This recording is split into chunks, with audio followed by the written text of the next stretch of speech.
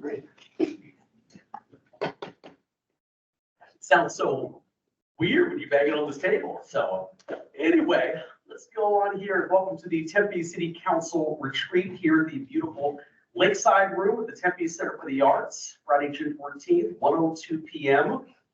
Item 1 is called to order, which will then bring us to item number 2, which is the City of Tempe Draft Communication Strategies and Framework, which is going to be presented by Chris Baxter Ging, who's our interim communication and marketing director, as well as David Leibowitz from Leibowitz Solo. So please feel free to join us up here, and looking forward to a great presentation.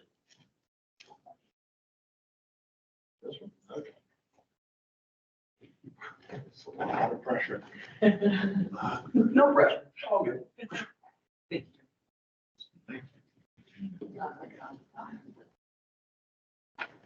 Thank you, Mayor and Council. And thank you, Tom. So today we'd like to take the opportunity to present to you some of the work we've been doing the last few months. We have been working on the first ever citywide communication plan. David Leibowitz was contracted by the city to help us with this endeavor, as well as some crisis communication. It's been a fabulous opportunity to review some of the things we've already done, look at the future of where communication is going, and see how we can be more effective. So thank you for the time today. Absolutely, Mayor and Council. Thank you. Thank you so much. Thank you so much. I'm starting to realize that I need glasses more than I thought I did. That is a huge screen. It just looks a little bit blurry. You know, Chris and I began this analysis by looking through copious amounts of research that the city has assembled over the past 7 or 8 years, looking back at what the city is. And I'm pretty sure that some of this research goes back to Mayor Wood's childhood. It's very, very in-depth research. But one of the things that was so interesting about it, looking back, was whether you're talking about the 600-page North Star report from 2017, the revamp of that report that was offered to council in 2022 that sort of precipitated a brand new discussion, or the Small Giants work, what we see is that everybody seems to agree on what Tempe is. And we pulled out some of the highlights and some of the key words that you see appear in all of these reports. And it's gratifying to know that at least there's consensus about what the city absolutely is: diverse, progressive, innovative, ASU related, ASU centric, a college town, generous, passionate. All these things are good descriptors about what the city is. And they became the basis for a lot of our discussions and our exploration. The other thing that we see, and that the city does and has done especially well, is to do an annual community survey that digs pretty deeply into what residents, what businesses, and what other stakeholders think about the city. The good news is that you have an astonishing level of satisfaction when it comes to quality of life and the quality of city services. The fact that you're, in the mid 70s now, and have been as high as the low 80s in terms of satisfaction with quality of services and quality of life is 30 points better than cities of comparable size or big cities across the United States. The downside to this is only this, that we have seen a slight drop that correlates with a national trend on the tail of the COVID-19 pandemic, where people who may be grumpier, grouchier, harder to satisfy, a lot like me, in other words, these people have decided that they're not as happy as they once were previously. Top 10% of the cities in the United States for satisfied residents, outscoring everybody by 30 points. Looks like the Phoenix Suns offense on a really, really good day. Unfortunately, it's their defense that was problematic. If this was a basketball game, everybody would have left at halftime. They'd be saying we are the champions. This would be an incredible celebration. And, at one point, Chris and I sort of looked at each other and we were going through all this research saying, well, if it's all working, if it's working so well, if residents are so satisfied, why are we changing it? Why are we entertaining the possibility of change? And the answer is probably twofold. One, the type of complacency that gets people to simply keep holding the line and keep doing the exact same thing over and over again is not what this council and not what Tempe has historically ever done. Tempe has always been at the leading edge of making change, trying to be proactive in those changes, not just waiting around until something stops working and then saying, well, now that it's broken, maybe we ought to go ahead and fix it. The other thing is this, okay? There remains an unsatisfied, and I'm going to use a word that maybe sounds derogatory, and I don't mean it that way. There is an unsatisfied sliver, an unsatisfied cohort of people in the community who remain convinced that Tempe is not as good as council says, the city says, or the other 75 to 80% of residents believe it is. That same national divide is felt on every single issue up and down the line. It doesn't matter what issues we're talking about, even things that historically were not political suddenly have become political. Things like science have become political, and it's reflective of people's very partisan feelings. We also need to better address some of this negative feedback. When I started doing this with you folks 8-9 months ago, I sat down, I believe, with pretty much with each of you. We had a candid conversation, and I know I started with everybody asking, what are you not getting? Because I hear dissatisfaction at times. So what are we not doing? And what I heard over and over again was, hey, there are people out there, they are saying things about Tempe, and we're not really answering them back. And as electeds, I'm sure some of you feel, I've seen you do it, we've had this conversation, some of you feel duty bound that you have to take it upon yourself to answer back to some of this criticism. This plan will incorporate a component that takes the emphasis off you doing it yourself and offers you some help so that we're doing it. You know, the small but vocal contingent, we don't want them to go ahead and drive the city, but I do want to suggest something to you. We have, if you look at the community survey, in the range of about 16% of the city who has not yet really made up their mind about whether they like the quality of services, like the quality of life, or they don't. That's a large number of people. In a city of 191,000 people, 16% is about 30,000 people. Now, all of you, for better or worse, have been involved in political campaigns. Me too. And so I tend to look at things like, how can we achieve a victory in a way that's analogous to a political campaign? We've got 75% of the people who are very clearly on our side. We have 10% of the people who, if we gave them the mayor's chair, the gavel, a salary, offices, and did everything they wanted, still would not be satisfied. We also have that 16%. Our job is to win over and to convert as many of that 16% of the neutral camp as we can. And if we are able to do that without allowing the unsatisfied sliver to corrupt or infect that other cohort, that's the victory here. If we can get a large percentage of the 30,000 people to change their minds, that's a different kind of situation. We have gone around and around about what to do. And at the end of the day, as we rethought the way Tempe communicates, what we'd like to suggest to you is this, that the paradigm shift is a relatively simple one, but requires discipline.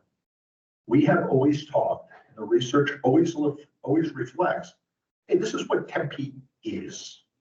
We'd like to shift away from talking about what Tempe is and try to talk about what Tempe does.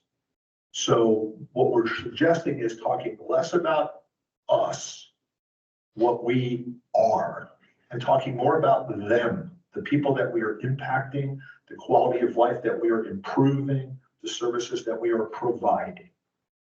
There's an old adage in writing, and Chris and I are both recovering journalists, so it resonated with us. Don't tell, show. Don't tell them what you're doing, show them what you're doing. And finally, we would like to, when it comes to the negative folks, and also when it comes to the neutrals, listen to them, respond thoughtfully to them, but not necessarily back away from something that might feel controversial. We've worked through a new brand statement that somewhat refocuses, again, around the idea of what Tempe does, right?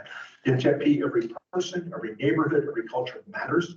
We respect and learn from our history while investing our energy and resources to improve the future. A hub of education, art, and opportunity, Tempe is home to diverse voices and decisive action. Our community's compassion and creativity make life better for one and all. I don't expect, I would tell you, I don't know that this brand statement will ever be shown to another resident outside this room. It is akin to a roadmap. It is a way of thinking about how we tell the story of the city of Tempe. It is not magic language that we present to somebody to convert them to our camp. It's a guide. Along with the new brand pillars, you all had asked, when I go back to the request for proposal that I answered, and that I was fortunate to be selected, I'm gratified and glad and proud to be sitting here with y'all. You asked for 5 to 7 brand pillars to focus the communications plan. We've done that. We've also included what I would suggest as kind of a new mindset.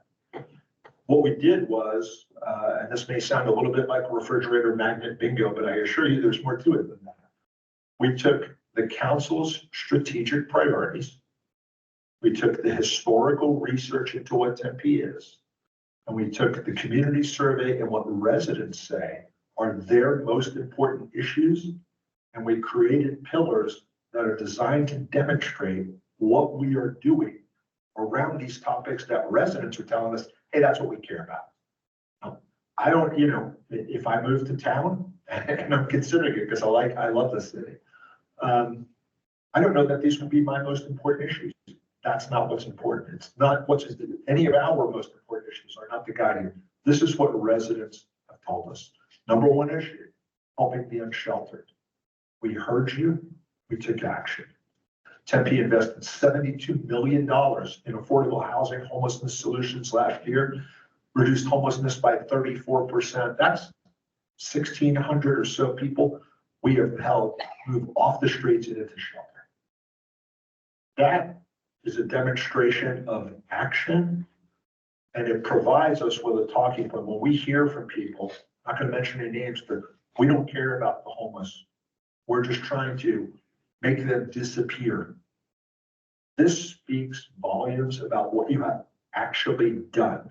Now we're not talking about our heart or our compassion or what we are. We are talking demonstrably about what we have done. And of course, alluding moving forward to voters having a chance to vote on a bond issue coming up in November that would accelerate this effort. This is the one, affordable housing is the one issue that we are taking somewhat, I don't want to say a chance. This is more of a prediction. Last year's community survey did not specifically ask a question about affordable housing. However, when you see the amount of conversation that has happened around affordable housing, when you see how important it is as an issue to all of you on council, and you see the media conversation that's happening, I think it's safe to say that if we ask a specific question on the next community survey, this will be a top issue. It's certainly reflected in all the polling around state, local, and federal races that are happening right now. Business communities told us housing for workers is essential to running the economy. The city invested last year more than $42 million to help residents avoid homelessness, pay rent, make home repairs, purchase their first home. Another $24 million, part of our Hometown for All program that's been enormously successful, has become part of a kind of a signature of what Tempe has done. That money leverages fees on new development to fund new affordable housing construction. Again, it's a way of talking to residents in their language about issues they're caring about and showing them that we are doing things that matter. We're working for them. Condition of city streets, number 2 priority, according to the last community survey. I'm sure you all are very familiar, about 1,300 miles of streets that we're working on all the time. 600 million invested every year, 860 miles of water lines. I'm sure you've heard about each mile, each square foot, all of you individually. Again, there's a bond on the ballot in November. We said, I know the mayor alluded to this in the State of the City speech, that we would repair every single street in the city over the next 5 years as a result of this bond measure. Public safety, I know Chief McCoy is here, recently passed his 1-year mark on the job, and he's been really a pleasure to work with. Number 3 priority, public safety. 2nd highest priority for business owners. You have a force of consummate professionals, 700 men and women on the front lines, firefighters, police officers, keeping our city safe, responding to more than 175,000 calls a year. Again, we're trying to focus what we're doing, talking about not like we are here, we're safe, but showing people how we are making them safe, right? Putting a high priority on making sure you're safe when you drive, reducing crashes, traffic deaths. We've launched a network of speed and red light cameras this fall. You want to be safe at home. Our real-time operations center is utilizing technology to help make neighborhoods and roads safer. And we also want to call out to residents, because it's a startling statistic, that this city essentially doubles its population virtually every weekday. These are people who come, they visit, they work here, and we have the responsibility for protecting them and keeping them safe. Stronger neighborhoods, better quality of life. About 16% of the residents told us that neighborhoods were their priority, but it was kind of an oddly phrased question because it didn't really say what it was about neighborhoods that was their priority. So there's probably room there to drill down, but certainly stronger neighborhoods mean better quality of life for people within the city. We have 250 people working every day, whether it's providing recreation classes, taking care of our parks, library services, artwork. We spend $30 million annually on that. Residents clearly are interested in safe alleys, in landscaping, in well-maintained neighborhoods. And again, we're spending money in that in ways that are translating into results. Same thing again, we're trying to remind people this is what we're doing to make your life better. The business survey told us economic development, #1 priority for the city among the business community. Our economic development team is doing a fantastic job, 2,300 new positions, an average salary of $76,000 per year. That's about double the per capita income in Arizona. You have developers, companies investing $250 million in buildings and business expansion, a robust tourism industry, all of those things. But again, our focus is on talking to residents about what we are doing to convince them, to convince those neutrals, and to support the idea that what we're doing is enhancing quality of life, right? Whether it's remaking downtown, the light rail work, Tempe Town Lake, investing $25 million in the downtown Tempe refresh, et cetera. Last of the pillars, building a healthier community. This was somewhat surprising that it ranked as high, surprising to me, I suppose, that it ranked as high as it did in residents' community survey. Having said that, they're wonderful programs, dementia-friendly, age-centered exercise programs, community centers, all of those things that we're doing that, again, translates to life getting better for our residents. I'll turn it over to Chris, mostly because I'm tired of hearing myself talk, but also because what we want to do, and I should, let me say, I'm going to add one thing to this. The assignment here is to create a communications and marketing plan. We wanted to check in with council earlier than later, talk to you about the strategy, get your feedback, make sure that we are aligned before we create a timeline, tactics, and other things that flesh out that strategy. It could have been, I mean, we started down a different road trying to present to you an entire plan and quickly realized we could waste hundreds of hours putting together an entire plan if you thought the strategy was horrible. So if you think the strategy is horrible, it was mostly Rose's idea. No, I'm kidding. It was mostly my idea. If you think the strategy is horrible, and we should talk about that, and we can recalibrate and adjust. And now I'll turn it over to Chris. So you've heard some of the strategies, you've heard the pillars. Now we want to talk to you a little bit about what we can do to actually use those strategies to make a difference. We have a certain amount of budget and a certain number of people. We have website and analytics. Those are all things that we can use right now. The intention is to roll out this communication plan without raising our budget $1. We want to do it all for free. So here are some of the ways that we plan on doing that. It's very easy. What you're looking at, this map, that is the percentage of people who we need to show what we're doing for them by character area. And if you look, downtown and North Tempe are definitely hotspots for us, places where we can invest geographically focused Google ads and social media buys, send extra postcards, have neighborhood outreach opportunities that share things. And from our team side, it's really easy for us to target those areas for more photos, more videos, and show residents exactly where and how the work is being done. Call out those neighborhood names, call out those neighborhood residents, show, and get allies in terms of what's going on.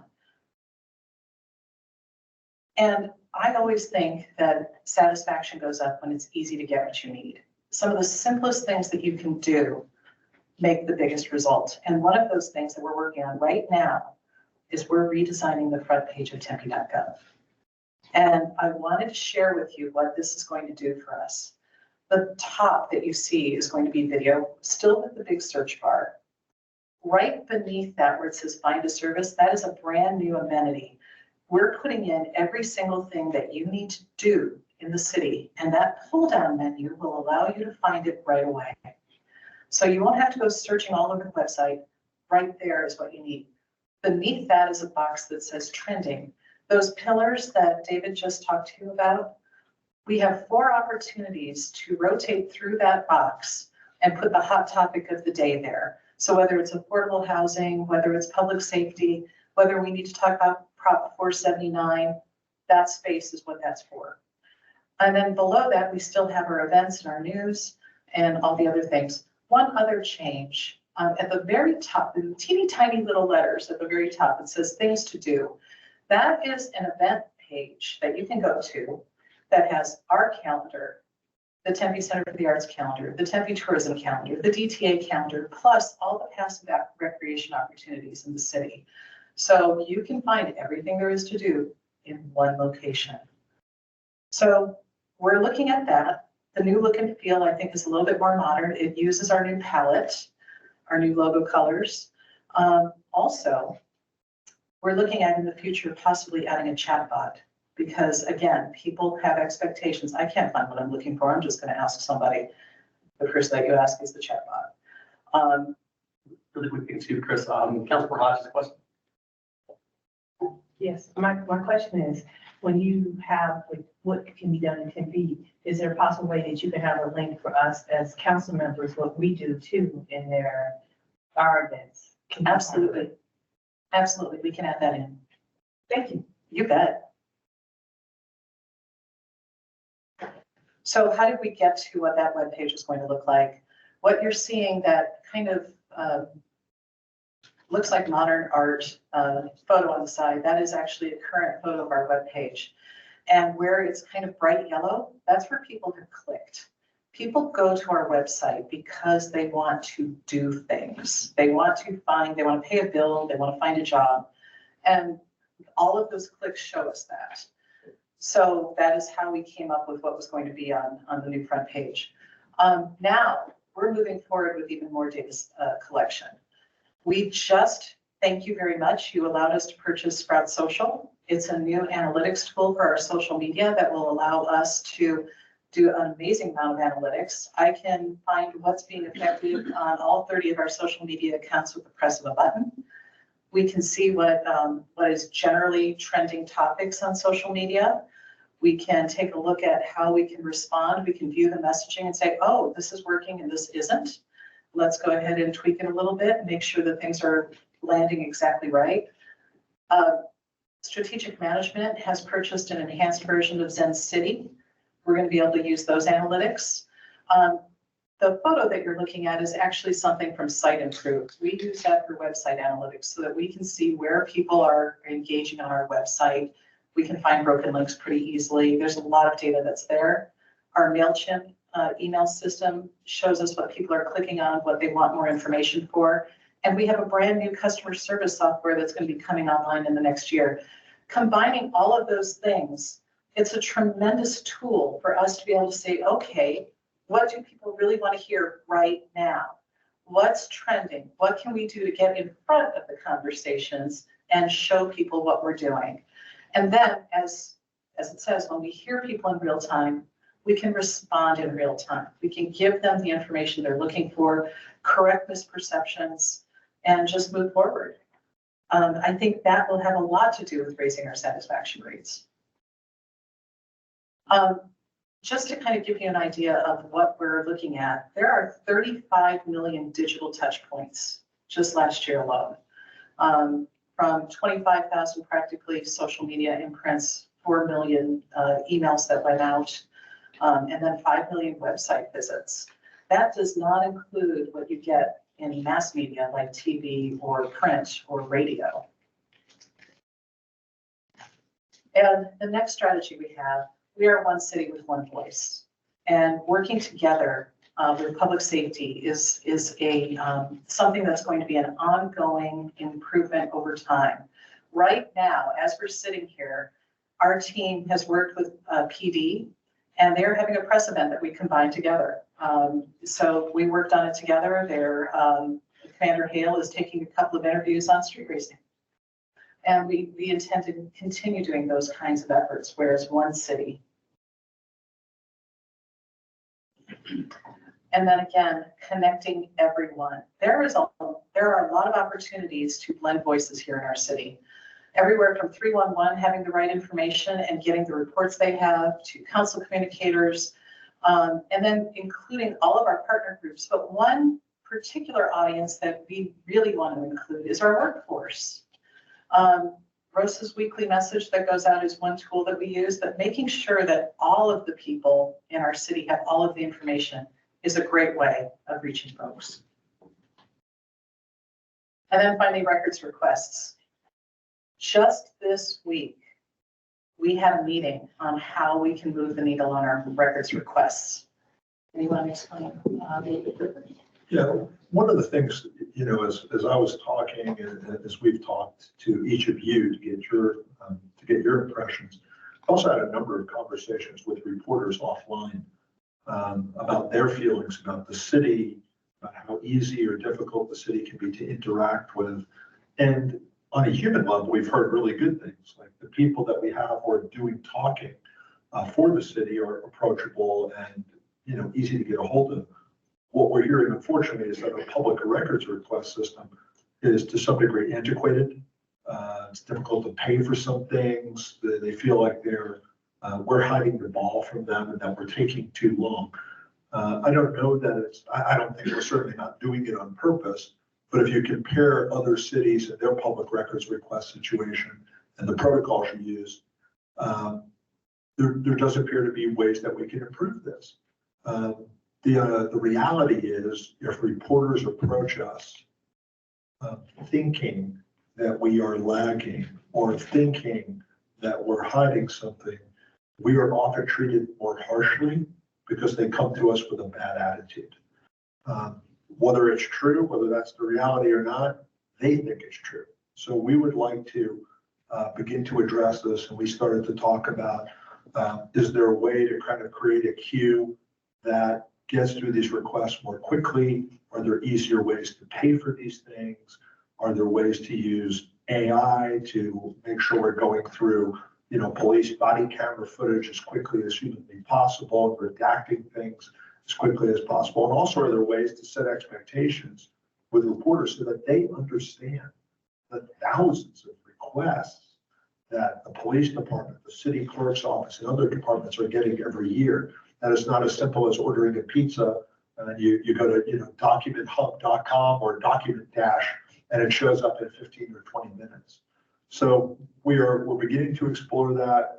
We think that there's some room for improvement there. But the reality is, you have a very limited number of people, very stretched resources, trying to answer an ever increasing number of public records requests. We've heard that our police department has 800 requests for records a month.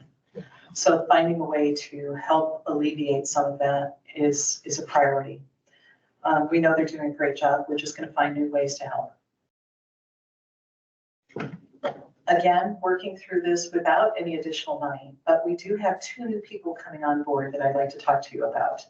Our communication team, they are experts, they are dedicated, they are excited about the work that they do. We also have help from people who work on our website from all the city departments and a variety of social media content creators from city departments who work on pages like Tempe Parks and Rec. Coming soon, we have a social media specialist position that's going to be coming online. Their job is going to be doing social media analytics, looking at what we want to post, when we want to post it, how we want to respond. But more than that, their job is going to be to connect with all the different neighborhoods and all of those Facebook groups that are out there. And let's find a way to incorporate them into that conversation. We also have a communication associate job that's going to be posting, which is kind of like a junior position for our team that will be able to learn every single component of what the communication team does. Look quickly, Chris, Councilor Hodge. Yeah, my question is, with the social media specialists, because we get a lot of social media, they're going to take effect on us too, with our capacity of our council social media, helping with that, or is that just separate? So our social media specialists probably will not do a lot of posting, but they are going to be. I mean, like, because we get tagged a lot, we get a lot of, that's what I'm saying, is it going to be Yes. somebody kind of looking at our postings also on ours? Yes, that is going to be part of their job, is to monitor all of the city's social media and really be able to respond accordingly. Now, some of that will be in cooperation with your assistant. Some of it will be talking to some of the departments to find out what the best kinds of responses are. But yes, they will be involved in every component of social media. Down to neighborhoods? Down to Oh, neighborhoods. thank you. And then the communication associate, that's a junior position. They're going to learn how to get on the web. They're going to learn how to help Tempe 11 do meetings, and they're going to help the PIOs. So it's our opportunity to grow our team from within. Now, I know almost every presentation, our council wants to know what you can do to help. And this is your opportunity. The new communication messages that we're providing in the pillars. We would love it if you like this, that you use it and that you allow us to help you use it. We'd really like you to continue to prioritize those things that residents feel are important when you're making decisions, especially come budget time, but you already do that. Otherwise these would not be the high priorities. And then mostly call out progress on priorities. You've got newsletters, you've got social media, you've got council committees. Please take the opportunity to share these things in all of those. And I'll bet you have other ideas too that we're happy to hear about. Let me turn on my microphone and jump in for just a half a second. One of the parts of the assignment that was included in the request for proposal was to talk about, well, what's the best way to deploy the communications personnel in the city of Tempe? And what's the best way for us to sort of do the storytelling that you all said you wanted to do? And, to be honest, looking back at past research projects, there seemed to be a pattern where people would come in and tell you, hey, there's a ton of stuff we could do if you want to put budget dollars behind it. And we'll be happy to help you. You're going to have to pay us more money and put more budget dollars behind us to do all this. And frankly, I think that would be a mistake under 2024 budget parameters with the resources the city has available, with things like the residential rental tax going away and further stressing you. So rather than recommending to you something that you'd have to fund and we'd have to go figure out a way to go find $1 million, what I'd like to recommend to you is something completely different. that rather than consider this department to be about communications and marketing, we consider this department, we name it in a way that suggests it is about communications, and that we hold off on the marketing side of things, particularly the paid marketing side of things, for another day. I just don't think it's realistic in 2024 as we move forward to suggest to you that we should do a bunch of paid advertising to tell people in Tempe why they should like Tempe. Frankly, the people who are here know what Tempe is. They have a pretty cogent understanding, with the exception of that they often don't necessarily understand what you do, how you're providing bang for their tax dollars. I think it'd be suicidal for me to recommend, hey, let's find a few $100,000 and go do a marketing campaign. That would be the kind of use of tax dollars that would get us all punched in the trachea, figuratively speaking. We'd be better served if we renamed this the communications department. We worked with our other stakeholders, the chamber and other people, Tempe Tourism, people who are doing paid marketing on Tempe's behalf. We tried to work and coordinate with them so that our stories sync up. They're the same, they're integrated, but that we are taking our very limited budget resources and putting it into ways that make impact. Particularly gratified to see that you're able to afford, that we've budgeted for a social media specialist and the communications associate. Because one of the things that we're trying to do here, and I alluded to this earlier, was if there's a Facebook group, if there are social media posts, if you're being tagged online, if there are council communicators that require an answer because they are factually inaccurate, they lack context, it shouldn't be it shouldn't be your workload to have to feel like you're answering those things. We want to find a way for the city and our folks who are in charge of communications and storytelling to respectfully answer these folks. I'll be candid with you. We are probably not going to convert the 10% of the people who are posting these things because they're angry. However, having said that, and I think you all know this from political experience, life, common sense, they're not really the audience. It's the 15% of the people who are standing by, who are watching that conversation happen, who then walk away going, hey, you handled that really well. I didn't know that. That's interesting. That's the folks that we are talking to, not the attacker, so to speak. And they can attack all they want. That's their prerogative. They pay their tax dollars. They live here. They have the First Amendment behind them. God bless them. However, our responses and answers are not for their edification. It's for everybody else. Really quickly too, Vice Mayor Adams. Yes, I have concerns, but I've had concerns for a long time about our marketing, that we don't market ourselves well at all.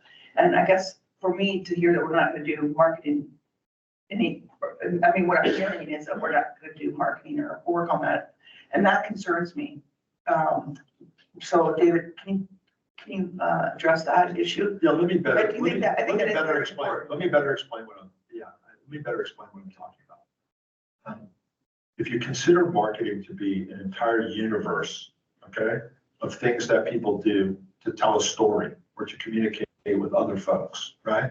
What I'm suggesting is that we are going to do plenty of communications. We're going to do plenty of public relations. We're going to do plenty of social media storytelling. We're going to produce an incredible amount of content around what Tempe does. What I'm saying we should not do is try to find budget dollars to pay to tell that story in the areas of marketing that cost additional money. That's all I'm referring to. I was suggesting exactly the opposite, actually. And I should make it clear. We need to double down on the content creation and storytelling, working with reporters, giving residents emails and social media, the millions and millions of touch points that Chris talked about, they will be greater than ever. But I just don't want there to be this expectation that a lot of people sort of conflate marketing with paid advertising.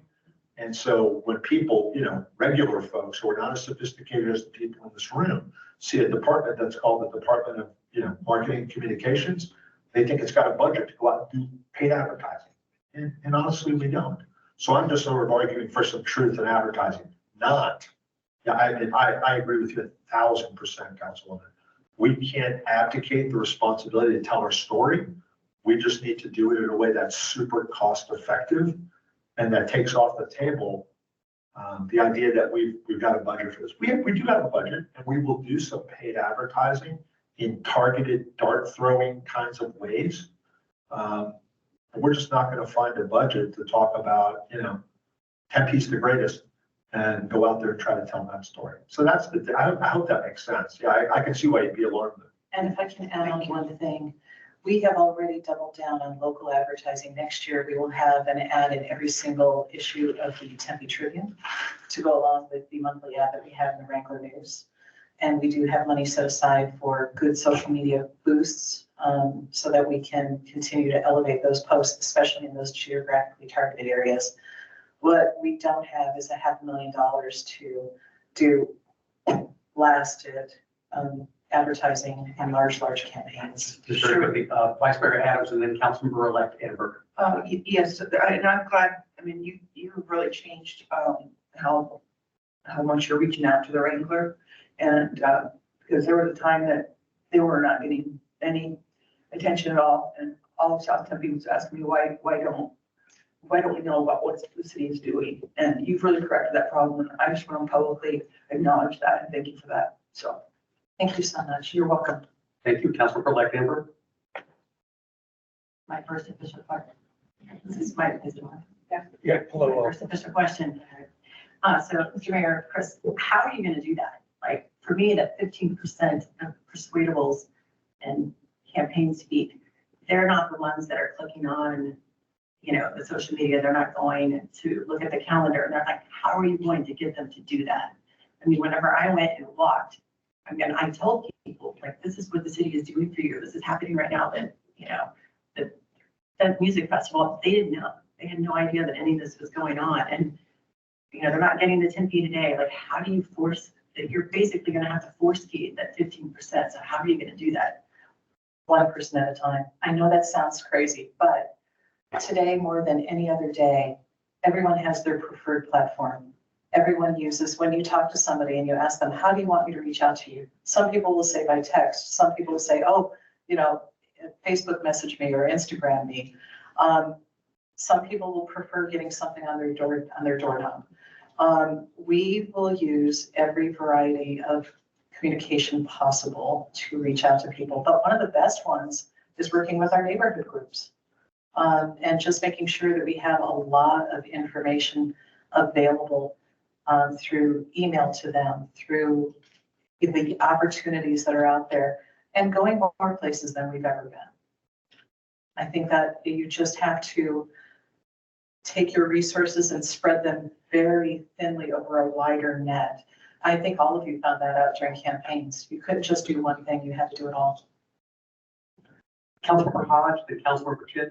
Okay, my thought process, this is when we come back in this session because we have the newsletters, we have the voices out there and they listen to what we're doing. So I think that when we talk about that, it's not just what they're doing, it's what we do all together. Well, we 7 of us have to put us together, we cover a lot of Tempe and especially our basis of who we have. So I think that we need to also step in there and anything that we can do. And this is where it helps to communicate with you to find out what is going on. What topic do we need to be putting in there? If there's something major that's happening, well, we do newsletters. All of us, we do a newsletter. Some of us quarterly, some of us monthly, whenever we do it. If it's something that we know that needs to be done, then I ask you to tell us ahead of time, say, hey, this has got to be there.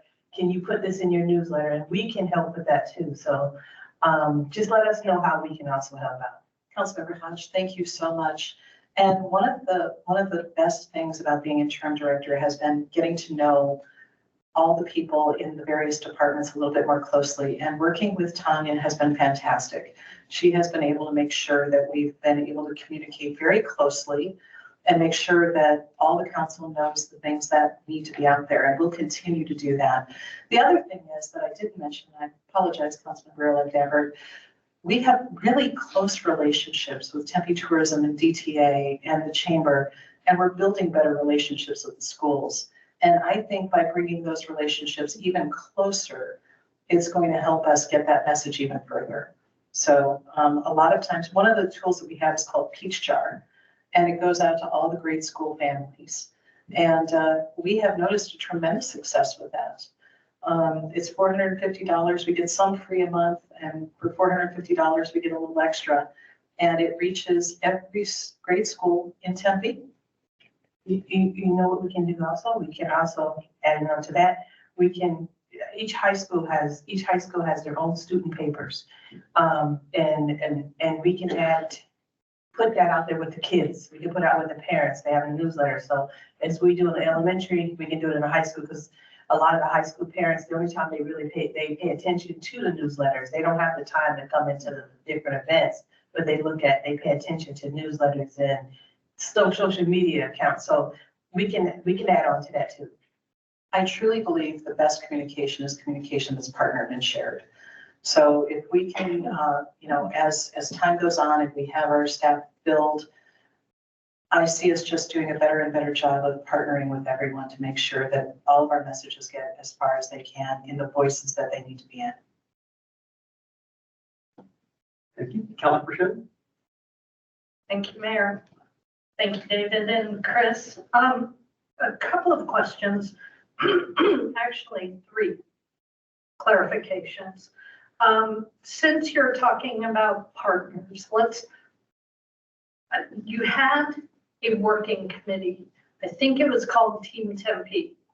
Okay, so that's, my question is, will you continue to work with that group? Because that's DTA, Tourism, Chamber, and the other city departments as represented by your team, right? Absolutely. So Team Tempe originated during COVID, and it was truly preservation. We got together because we needed to, and we have met regularly ever since. And those relationships have been phenomenal. The ability to come together and work on problems and issues as well as share things. As we're speaking, they are stringing the lights on 6th Street, those beautiful festoon lights. And so when we're done here today, I'll have a chance to go out there and get a little video of them tonight. And I know this because Lori called me to tell me. So those relationships are just so important. The point there is, I think I like the concept of not including in the title marketing, because there are types of marketing. I think it's often a misused term or a misunderstood term. I think what I'm hearing is you want to move more towards strategic communication. We rely on our partners like DTA and tourism to purchase and market certain aspects and events in Tempe, which we don't need to do, right? But we're partnering and sharing information. Okay, so yes, that's great. So a point of clarification. You had pointed out, and I'm looking at the slide that says coordinated communication. We are one city with one voice, and it has PD, Tempe Fire Medical Rescue, and the city logo. That's significant because previously it was a decentralized model of communication management, right? And now tell me how that's coordinated now. It's a work in progress. Okay, I will share that. But we have worked together more closely in the last 6 months than we ever have. Part of that has been driven by records requests. Part of that is just Chief McCoy and his ability to reach out. We have enjoyed a great relationship with Chief Reese, and they reach out to us to ask for a variety of opportunities for us to work together. And it's been a pleasure. We are going to do more together in the future. How that comes together is still in progress. But it's worked so well in the last few months. That's perfectly acceptable, that we're working towards it. And I'm sure that Chief Duty is also heavily involved. Yes, he is. In fact, I got a call from him the other day that was really helpful. We're going to be working together on the fire station grand opening. There's so much to do. Good, great. I think one of the things, if I could just jump in for a sec, one of the things we've seen is residents are not making a distinction between what happens on one side of the street, what happens on the other side of the street. They're really just view it as one city. Right. And so what we're trying to do is, if we've got communication and expertise that's over in City Hall, and we can walk across the street, whether it's to the fire department or the police department, and help them tell their great stories, and also help them contextualize and sort of handle some of the more aggressively negative stories that we've been confronted with that we've never faced before. That's a good collaboration, a good use of everybody's time and talents.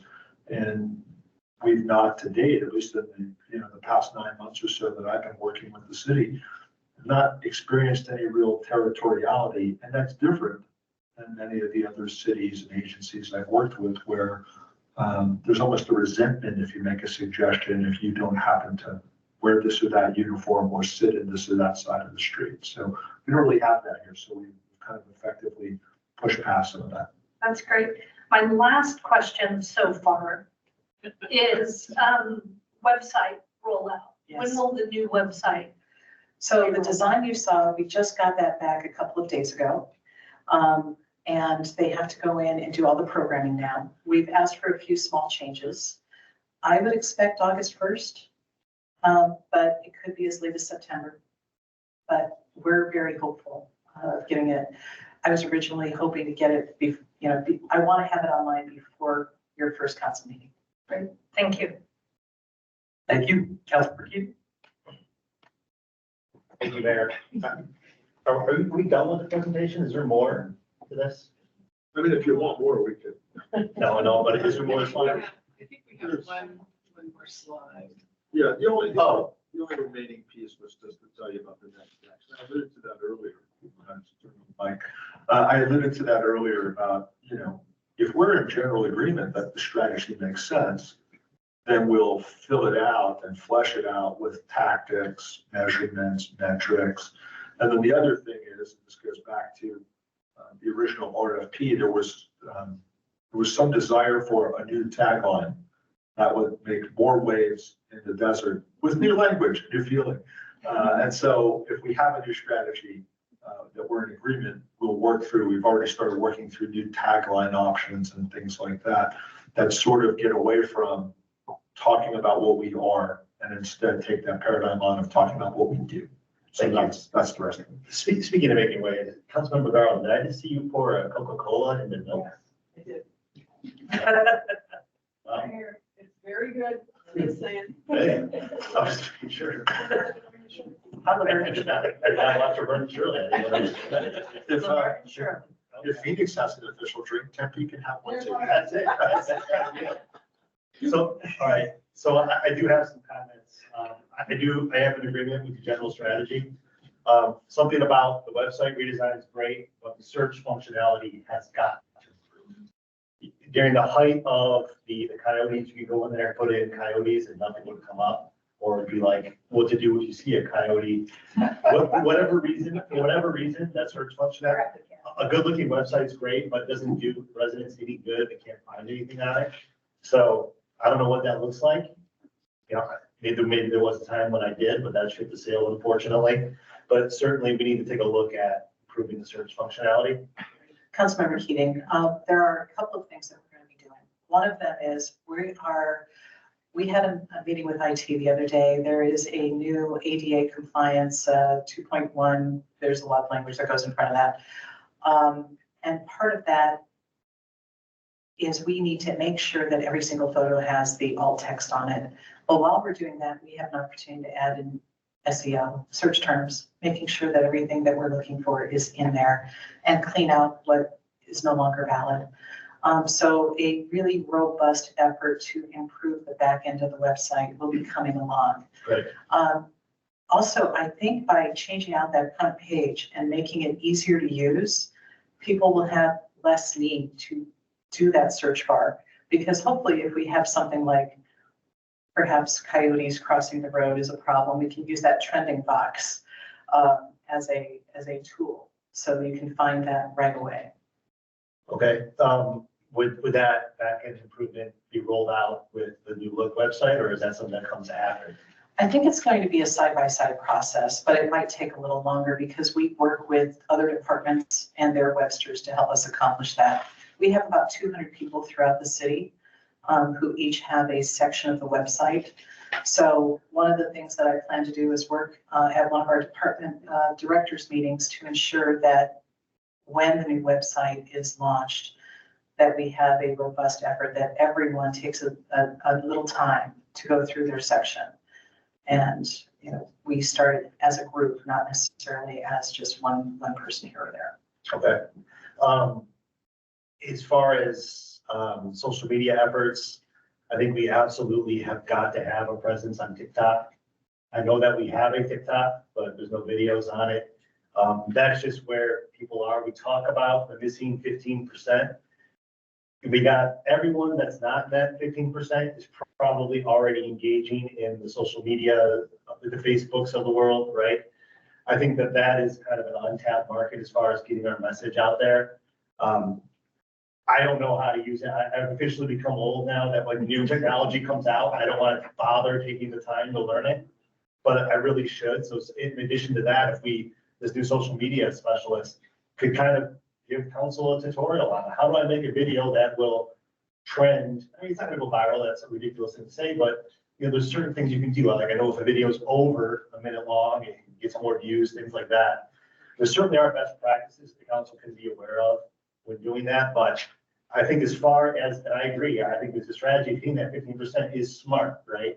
But that's where we're going to find them. We're not gonna find them in certain Facebook groups because people there are already falling into one bucket or the other. So I do think TikTok would be critical to expanding our reach. We've had so many conversations about TikTok back and forth based on, you know, is it going to be part of our country's, social media platform or not? We were holding off for a long time, but it's time to move on. Time to do it. Yeah, I don't think it's going anywhere. I mean, it is what it is. So no, I appreciate that. And I definitely could use some help because my videos aren't very good. I only have 3 of them. And they're all dog feed. So I mean, I would like city to be. I will promise you that when we have our social media specialist on board, we will launch TikTok. Thank you. Another thing, at the beginning, we talked about the successes that Tempe is doing with regards to homelessness, with regards to public safety, with regards to hometown for all. What would be great would be some sort, each of these stories has maybe a dozen like little stories that make up the larger thing to celebrate, right? What would be good for me anyway, because I am willing to not argue, but try to educate folks on social media. When I see people say, mayor and council don't care about affordable housing, they've done nothing. You can go in there and say, well, actually, here, I would love a kind of a one sheet of just the data of the money that's come in, the properties we've bought, the people that have been housed. Yes. Same with homelessness, right? Same with the improvements we're making along public safety lines. Have something there that's just a PDF 1 page that's graphic intensive. We don't have to have all the data there. We can just say, look, we have the citations. But I don't know if you remember when the coyotes were going on. We go back to that. There was a 24-page white paper written about how it's good for the city that was too eruditic, right? Like I was looking for, just give me a graphic, that kind of stuff. So something along those lines, and that way we can have that. And then if there's like a reference sheet just for the council, we can put on the website publicly too. If someone wants more information about a certain aspect of each of those little victories, we can then go and refer to that, because you do see online people say stuff that's just not in the realm of reality as far as the progress that we've made on several of these key issues. And I would love to have that just readily available. All right, here it is. so I don't have to go looking for it, because it takes us time to do those kinds of things. And at the very least, then we have to go to staff and ask them, so I do think there's an opportunity there to counter some of that negativity and maybe win over some of the people that we're looking at. I couldn't agree more. I do think that as part of the next steps, Okay. if we're in agreement that the pillars that we've sketched out align with the council's priorities, align with what residents are interested in, then in the same way as, look at, this was your platform in the campaign, we'd sketch out talking points under each of the elements of your campaign. We should do exactly that and give you that one pager, or, and the ability to go even deeper than a one pager. If that's what people are looking for. I think that's a great idea. And it creates a much easier kind of truth squad response to these things when you don't have to spend 3 hours figuring out what the right answer is. And residents will do it too. I've had residents come to me all the time. I saw this online. I know it's not true. Can you provide me things I can say back? So I'm not the one doing it. And it would make it so much easier in that regard. So I do appreciate that effort. Thank you. That's it for me, Mayor. Sounds good. All right, Councilmember Shannon, Councilmember Garland, and Councilmember Hodge. 2 more things, again, so far. The first, maybe to tag on to what Councilmember Keating suggested, rather than a one sheet, it could be that the social media person is monitoring that, so sees that there is an accurate posting. On the city site, it's the hot topic factual answer, which then we could post as a response. Then it would drive people to the factual page rather than an opinion. The second, and I made a note because I need this in the plan, is Councilmember Keating's social media. So one of you will have to teach him a TikTok dance because I think that's what will help him with his exposure. It'll be good cardio too, Councilmember. 2 birds with 1 stone. I feel a Dance Revolution video coming up shortly. Councilmember Garland, then Councilmember Hodge. This is scary. So I like the idea of the one sheeter. It's like the talking points in the page that we have where we can already go and find those, which I love going to. I wanted to say that I absolutely love the brand statement. That the first paragraph, I want to memorize it because that's who I think, again, we want to talk about what Tempe does, and that this whole thing, that brand statement just kind of just tells us what we want to be able to do. And again, as you guys said at the beginning, it's not about us, it's about the people that we work for, and we all work for them. There's 196 of them that we work for, 196,000 that we work for. And then I also liked in the presentation, because I think, David, when we first met, we were talking about, you were asking these questions about all the council members, and I kept saying, I think we need to be more proactive than reactive. We are smart enough to know what is happening in our community or what people are going to be talking about in our community. We need to be the one that gets out there first to tell the truth and the facts and not spend our time putting information out there saying, well, what they said wasn't true. This is what's true, because we've already kind of lost. We need to, our residents want to know the facts. They want to know the truth, and we need to be the ones that kind of help guide them to that. So I like the idea of being more proactive than reactive.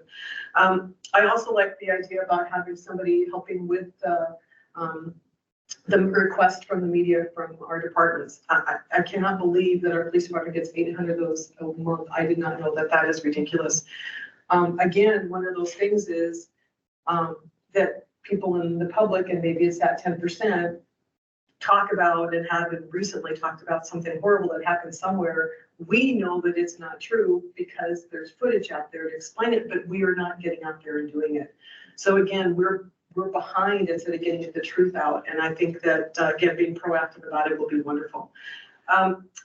Regarding the pillars, I like the idea of being able to put messages out either in my newsletter or somewhere else and talking about what we're doing in our community, and it's attached to one of our City of Tempe values, or when we're talking in the public, being able to talk about we're doing this, and this is just one of our city values. It'd be nice to be able to get with these pillars, maybe a little definition, something after it, because it'd be great for us in our newsletters or when we're out to be able to say, this is what the city of Tempe does. This is one of our pillars. And we're not just doing this today because we want to do it. We're doing it because this is what we believe in.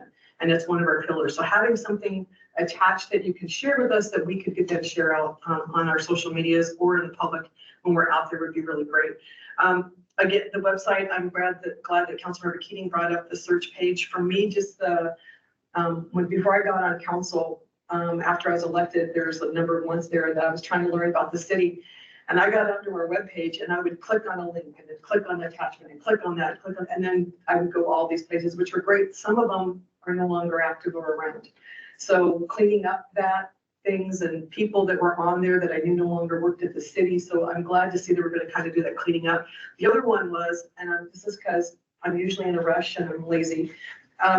So I'd be typing in communication and it goes COMM and then the word on the bottom pops up communication, like good. I click on it and it doesn't go up to the search page and I still have to type the whole entire word. And I'm not sure what that is, but I've never been able to click on anything and let it finish the word and do it for myself. That's just a thought.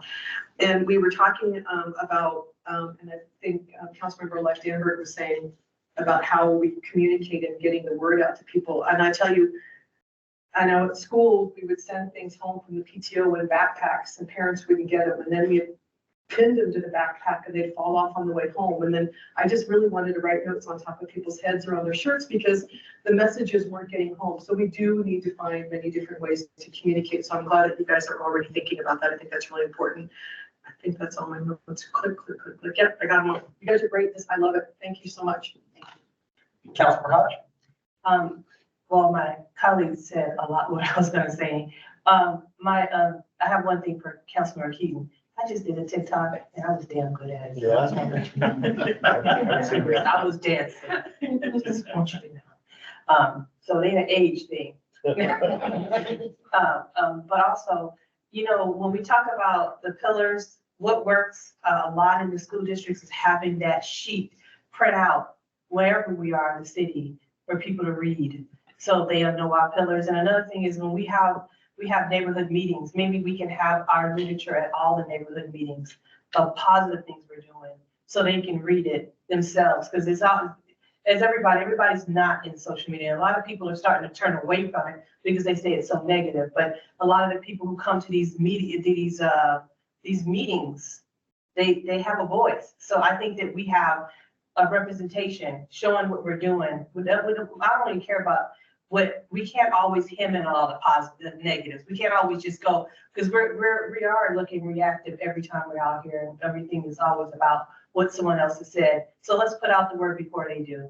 And maybe be at these neighborhood meetings saying, this is our pillars. This is what we are doing. Have a one-sheeter at our neighborhood meetings telling our story. And so our water can be carried other than just the city of Tempe. It can be carried by people in our communities. When we have school events, we have school opening up. We can have somebody at each school, a city, something, or even just a table with information about the city and what we're doing good and things. Because you know what, all our families are in the city of Tempe. So let's do that too. Let's start looking outside that box and going and just pull it out, because everything is not all about social media. People look at social media, but they also say it is so negative. So most people don't pay attention as much as they used to on it. So I'm just thinking we do need to start looking at other ways to bring out our message. And we need to bring it out first, because it's going to be enough people with opinions and not facts. And I'm not saying that, I'm not putting negative or positive, but opinions, not facts. We need to have the facts out before they do. Thank you. Madam City Manager? Thank you, Mayor, and thank you to David and Chris. I think that is the last slide, but I just wanted to reiterate that this exec team has spent a lot of time with David and Chris, and they've done an unbelievable job of just gathering information, not just from the prior work of outside consultants, but really understanding the tone, the executive team, and how they function. And they have tremendous expertise. One of the things Chris shared in her slide was we would respond collectively as an organization to any questions politely, firmly, and factually. And I really appreciate those adjectives, because I think that's really what we're all talking about, whether we're marketing, whether it's social media, whether it's strategic messaging. We are committed to all sharing information. Two things, building relationships and communicating. We do that with the school districts, we do that with our neighbors, we do that with one another, we do that. And that's exactly what Chris is talking about now with even public safety, from Daryl to Chief McCoy to Chief Reese. And that has been different. That's been a culture change for us. And one of the things to Council Member Elect's question about strategies and tactics as far as next steps, we will go back now that we wanted to make sure, as I said, speak with you early, get your input. Are we headed in the right direction? And it sounds like there's consensus that we do. We'll come back with strategies. That's what Strategic Planning Innovation Office does really well, making sure that there's no confusions with these pillars that we've identified with the strategic plan of the city, but explaining what's the difference in both. We have an educated community. They will understand why these pillars right now as far as communication. But more importantly, what I usually ask myself is what's going to be different this time with this communication direction? And what is different is the relationships and communication. And one of the things to demonstrate, I really appreciate you don't need to overstate who you are. If you are strong in who you are, the actions speak for itself. And it's almost like there's this change and pivot for us as an organization. It's always been a superb city, 3 decades that I've known it. But now we're taking a different approach that we don't need to yell about it. We just let the action speak for itself and watch how the rest happens. So one of the things we're doing differently, I was saying, what are we going to do differently for strategy? And I was wondering if this morning we woke up and talked about the planning for our media meet and greet with our directors. We've never done that. We are planning a meet and greet on June 25th in the council chambers. Every media outlet that you can think of, every director will be there. We want to be there. We want to form a relationship so they understand when you have questions regarding affordable housing and homelessness. This is Tim Birch, and here's his resume of why he is the top-notch expert on these issues. Or the 27 years your interim chief of fire has with fire expertise. And I do think that's a starting point in understanding when we don't release a record right away, perhaps understand that we're dealing with all these other things, but we're trying to, and we're going to be better. So that is the first start of how are things going to be different. I think on the 25th sets the new tone of we're going to invite you. If Chris, I'll turn it back to you to talk about also real quickly that day also leads to the unveiling to the media of the Real-Time Operations Center. So it's not just coming to meet our faces and to get to know us, but also something tangible and actionable. This is who we are. So if you can just talk about that, and thank you for the opportunity to share for the team. And I just wanted to also thank David again and Chris for their superb work this past year. It has been outstanding, and we're looking forward to the next chapters. Thank you. One of the things that we wanted to do when we invited media, we know they're busy. We know that they are short-staffed. We also know that they want to form relationships with us. So to create both the opportunity for them to get to know their sources and give them something actionable, we are inviting them to see the Real-Time Operations Center. Not only are they going to get to see the Real-Time Operations Center before it opens, we are providing an opportunity for them to be on camera in 2 different locations so they can be in the center and be in the picture where they can see where the camera is actually showing.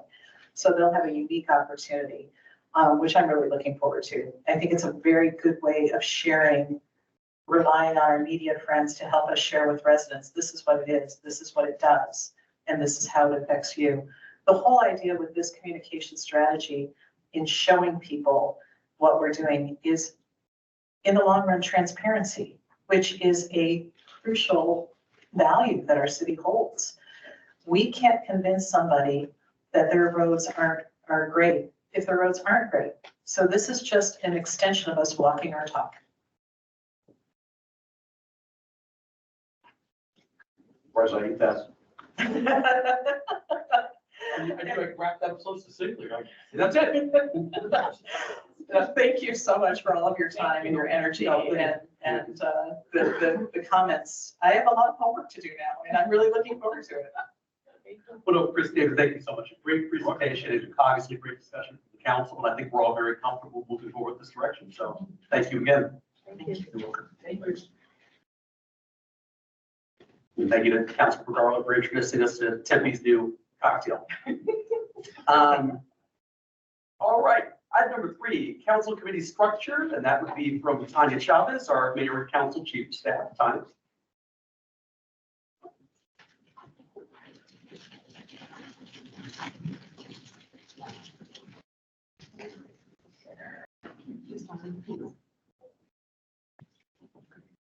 Good afternoon, Mayor, Council-elect Amber.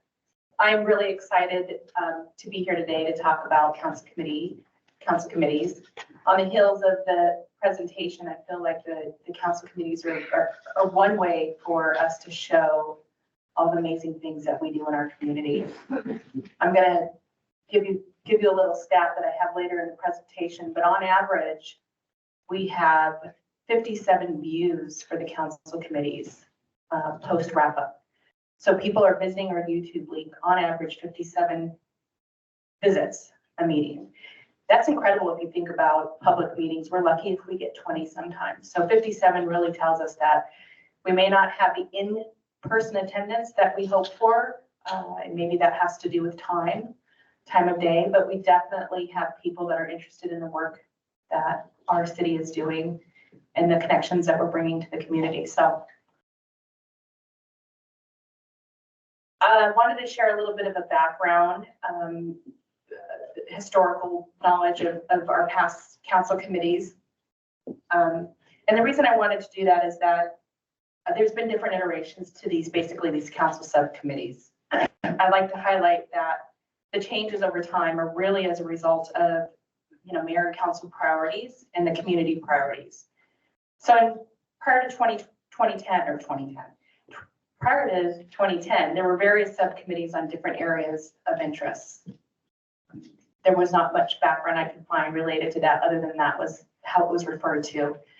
From 2010 to 2012, we had 6 council committees. You can see those before you. And then in 2012 to 2014, those were collapsed down to 3. From 2014 to 2021, the city manager working groups were developed. And basically that was an idea that was introduced through the committee of the whole, which we refer to as CAL. The city manager would assign staff to work with council members, and the ideas would return to the committee of the whole for council direction. During that time, I think that really sunsetted prior to COVID because we didn't do subcommittees during that time, but we had about 192 working groups throughout that entire time. We went back and counted. And then in 2021, the current committee structure was established. We updated our rules of procedure. And what we have today is our sustainability and economic vitality that is co-chaired by Vice Mayor Adams and Councilmember Chen. The workforce readiness and livable communities that is co-chaired by Councilmember Keating and Councilmember Hodge. And lastly, the human services and community safety council committee that is co-chaired by Councilmember Navarro and Councilmember Garland. The objective of the council committees is a platform to design, develop, and promote citywide initiatives and support programs, services, and policies. There were many great topics discussed and policies developed over the last year: tobacco ordinance, source of income ordinance, and prevailing wage ordinance were some of the great accomplishments of the council committees. My team will be presenting a more thorough review of the committee work that we've done at our upcoming June 20th work study session. So I do not want to steal their thunder because they have done a lot of work. I'd like to give credit to each one of them, a lot of work that goes into assisting with these committees. So I wanted to get to the feedback. Overall, the current structure is effective and working well. I've heard that from most.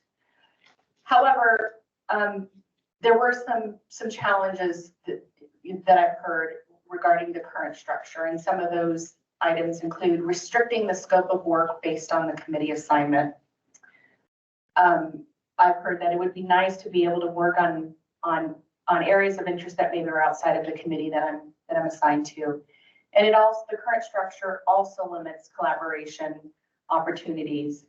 Again, council members are assigned with a co-chair and that's who you're assigned with. So it would be nice that, from what I've heard, that it would be nice to be able to collaborate with other council members, and the current structure limits that. So there are a couple options for consideration, but I would like to say that really this is part of the discussion that we're going to have today. This is the first time we're meeting as a team with Council-elect Amber. And the options that I'm providing are just that, options. There are definitely other things to be considered, and this is an opportunity to open that up for further discussion. So option one would be to maintain the existing structure. Obviously, we would need to review, the mayor would need to review the committee assignments. Option two, return to the working group structure. We would need to evaluate the process for creating the working group, the number of topics, council member involvement, that type of thing. And one concern that was in the prior iteration of the working group, it was following the open meeting laws. So if we were to return to that structure, we would be posting agendas and meeting minutes and be transparent to the community. And then option three is the point of consideration is maybe considering collapsing the council committees, broaden the areas of focus. Topic areas would need to be confirmed by the mayor, but you would have 3 appointed council members to each committee, and for broader discussion and broader topics of area. Those are just a few of the topics for consideration that I came up with, but I would really like to have a conversation and seek your direction on what we would like to do moving forward. Thank you, Tanya, appreciate it. And I was going to give a little synopsis too, but you actually covered it 100% perfectly. So thank you for the presentation. Let me go to Councilmember Keating and then Councilmember Hodge. Thank you, Mayor. So, Mayor, I don't know if you remember, I talked about this a year ago. We were planning on having a retreat for whatever reason we couldn't make it happen. So this is something that I've been thinking about for a while. I think the community system has worked, but I do happen to agree with the challenges that have been listed, right? There are certain things that I would like to work on that don't necessarily fall into my committee. One is, economic development. This is a big passion of mine, and I'm not saying that work goes away from anybody else, but the working group system allowed individual council members to work in different areas in concert or separate. And a lot of good came out of that, in my opinion. So when I think about being limited, if we don't go to a working group system, I would definitely want to see some sort of refresh of the committee system. I don't necessarily agree that going down to 2 is the answer. I don't know what the answer is, right? But I do think the working group system had several advantages in it that, again, allowed for more flexibility about who you're working with. It was often strategic as well. If I know I need the vice mayor's vote on an issue, I'd bring her into the committee so we could work together to find something that we could both move forward and be happy with. So that was certainly a very interesting part of the sausage making process from a policy standpoint. I know that me and Councilmember Chin worked very well together during her appointment time. And, so far we have not had the opportunity to work together since she's been in office. And me and Councilmember Garland have worked on a few different committees as well, working groups. And it feels like something is missing to me. It's like the amount of collegiality that we had prior, it feels like it's gone. And I'm not saying, I don't know why, but I do think that the opportunity to work more with my colleagues, I would certainly welcome. And I think there are ways to do it. I know that there's concern about, well, I'm working on this now, I want to make sure I continue to work on it. Well, that's fine. When we went to the committee system, if you remember, we rolled all the working groups up into the individual committees with the council members that were on them. A lot of them were closed. There was an issue a couple of years back, maybe 3-4 years ago, where there was so many open committees. And I was guilty of this myself.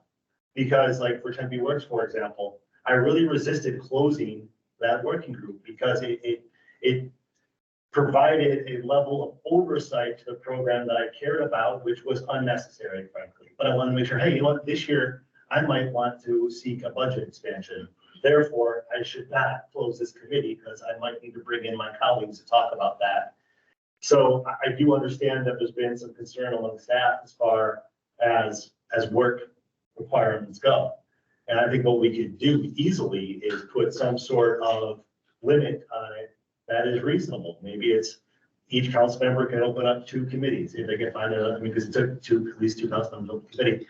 Then that way we're limiting us to under 20 active, which is only 14 active committees at any one time. And kept it being working groups. Excuse me, yes, I'm sorry. Yes, thank you, Mayor.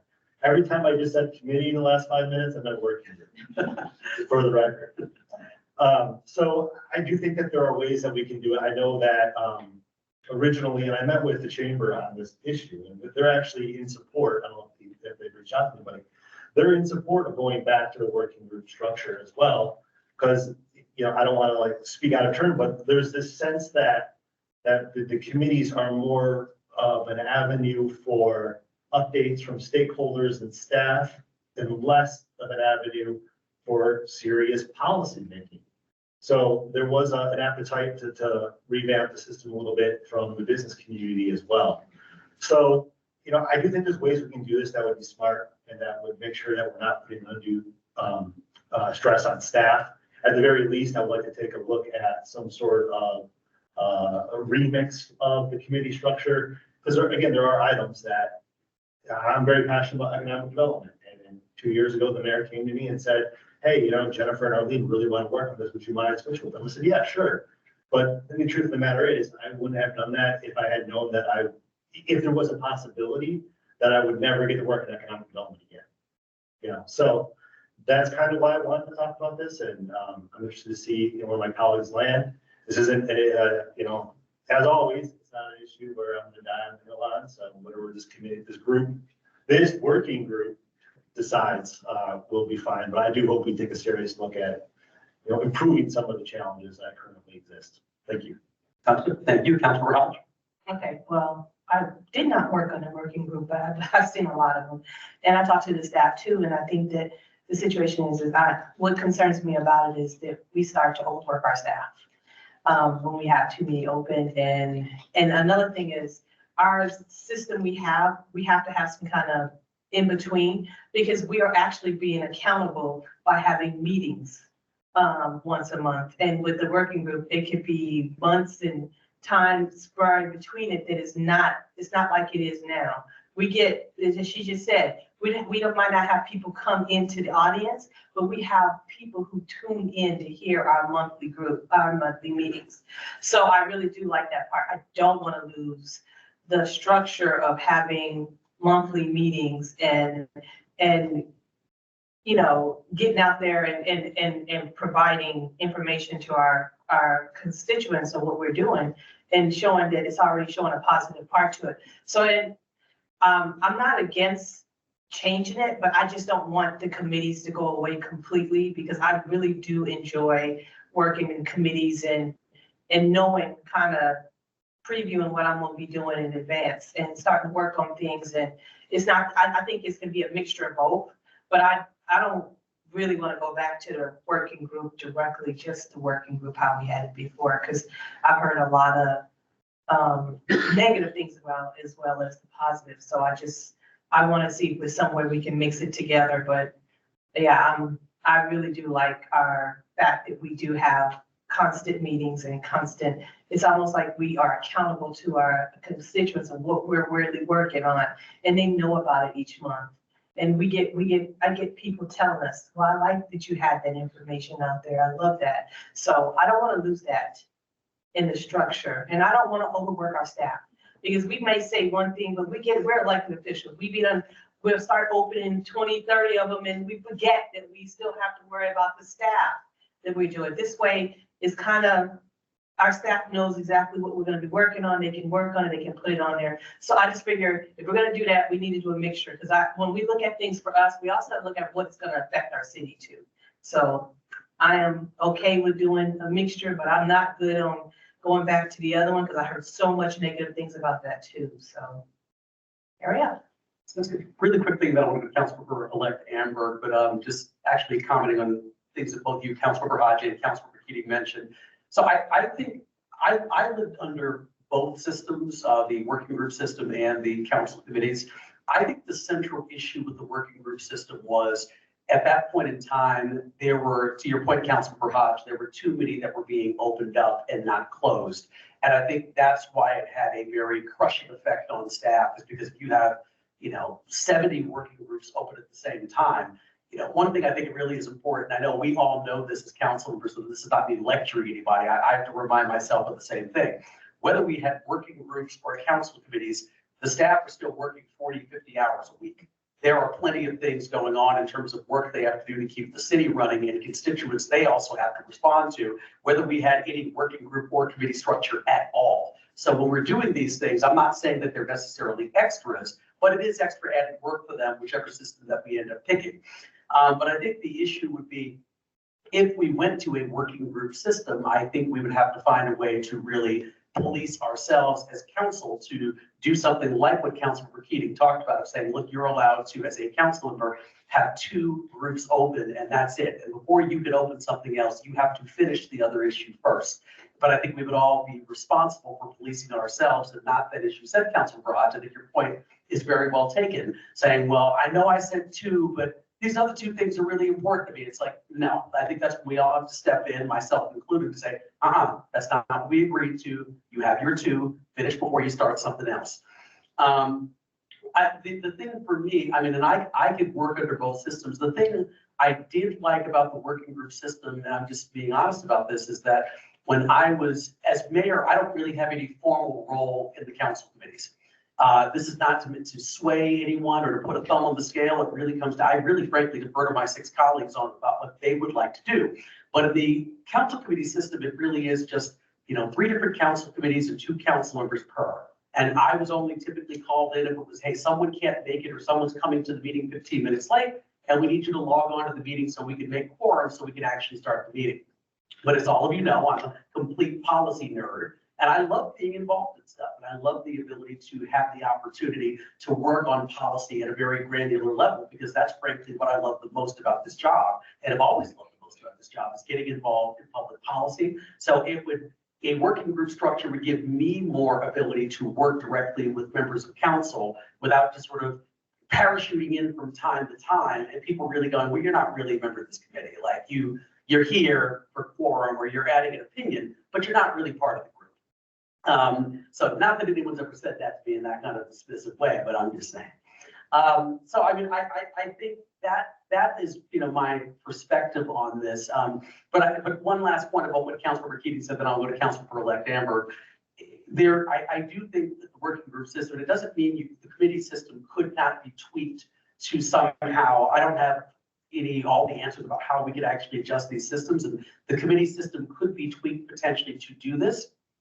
But I know one of the things that Councilmember Keating talked about was the collegiality, and was the ability for people to sort of work across multiple different subjects, economic development, affordable housing, sustainability, transportation. Right now, everyone is more or less, 2 council members are sort of pigeonholed into more or less 2 specific topics that they get to work on. And if there's something that falls outside of those 2 big areas, they more or less can't work on that. And this system would allow people to work on topics that are more specific in all of those different buckets, as opposed to being stuck to sort of 2 big topics, and that really is sort of anything else is then sort of outside of your lane.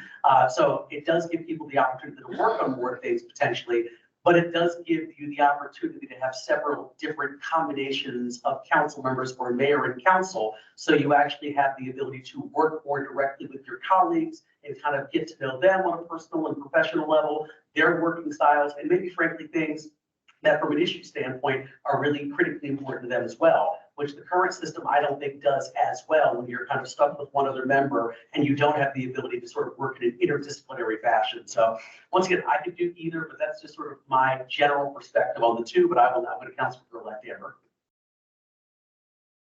Thank you, Mr. Mayor. Tanya, I guess I come at this from a kind of a unique perspective because I staffed one of these council committees for a year. So I wasn't a fan then. I'm still not a fan now. I know you said that these are design, develop, and promote. I would say 85 to 90% of them had to do more with promotion. And from a communication standpoint, we just, listened to, like, I think that they did a fantastic job promoting, what the city was doing, the downtown Tempe Free Fresh, we get updates from the Tempe Works, Tempe Free, like those things. From a communication standpoint, I think that that was very, very helpful for the city. So maybe we can continue, maybe kind of do a hybrid where we still have some of these council committees and they're used mainly for communication purposes to communicate with the residents what it is that the city is doing, but then more go towards the working group, because I think from the 4 years that you've had these committees, you've had maybe 3 or 4 actually policy initiatives come out of that. And that's not a lot for 4 years worth of work, for 4 years worth of staff work. And there's a lot of staff work that goes into each one of these committees that I think that I appreciated, working with Tanya Gray. She was fantastic. I just think that from a staff standpoint, just making sure that they're happy. The working group is the way that I would prefer to go if I was making it, but absolutely limit the number of working groups that you can do. If you want to solve a problem, pick the problem, solve it, and then move on to the next thing. Don't try to solve 6 or 7 problems at the same time because you're not going to do it. You're not going to have the time and the energy to actually focus on something. I think that's probably what would be my preference, is to go to the working group. But then maybe if you do want to keep, like I said, with what Councilmember Hodge said, keep some of the aspect of the council committee just so that you could communicate and get updates from, different departments on what it is that they're doing. Thank you. Councilmember Hodge. I want to reiterate, as I said, I'm not against the working committee. I just want 2 aspects that I think that is very important. One thing is we do keep the communication. People do like the fact that what we're communicating out is what Councilmember-elect you said. And also that we continue something and not just have it spanned out months and months and not have any kind of meeting in there too. I love the fact that we have these meetings set up, that people are listening to what we're saying. I don't want them to lose that when we go back to the working group. So is any way that we can continue on? We can do the working group, but at least have some kind of forum that have some kind of meetings, not just at the end of it, because it may take a year. So they don't get any updates in between that time. So I just figure out how do we keep that focus of the working group of keeping us all working all the different areas, but also keep our meetings going too, because people appreciate those meetings. I get a lot of feedback on those meetings. So I don't want to lose that part of the aspect if we go back to the working group. Councilmember Hodge, I would just like to say that the working group structure would be very similar to what we're doing with the council committee structure. You would have agendas that have to be posted well in advance, meeting minutes posted. So it would follow basically the same open meeting laws that we're doing now. It would be publicized to the public. The public could participate. I would imagine there would still be a hybrid option. So that is a little bit different from how they were before. Before they were not publicized, meeting agendas weren't posted.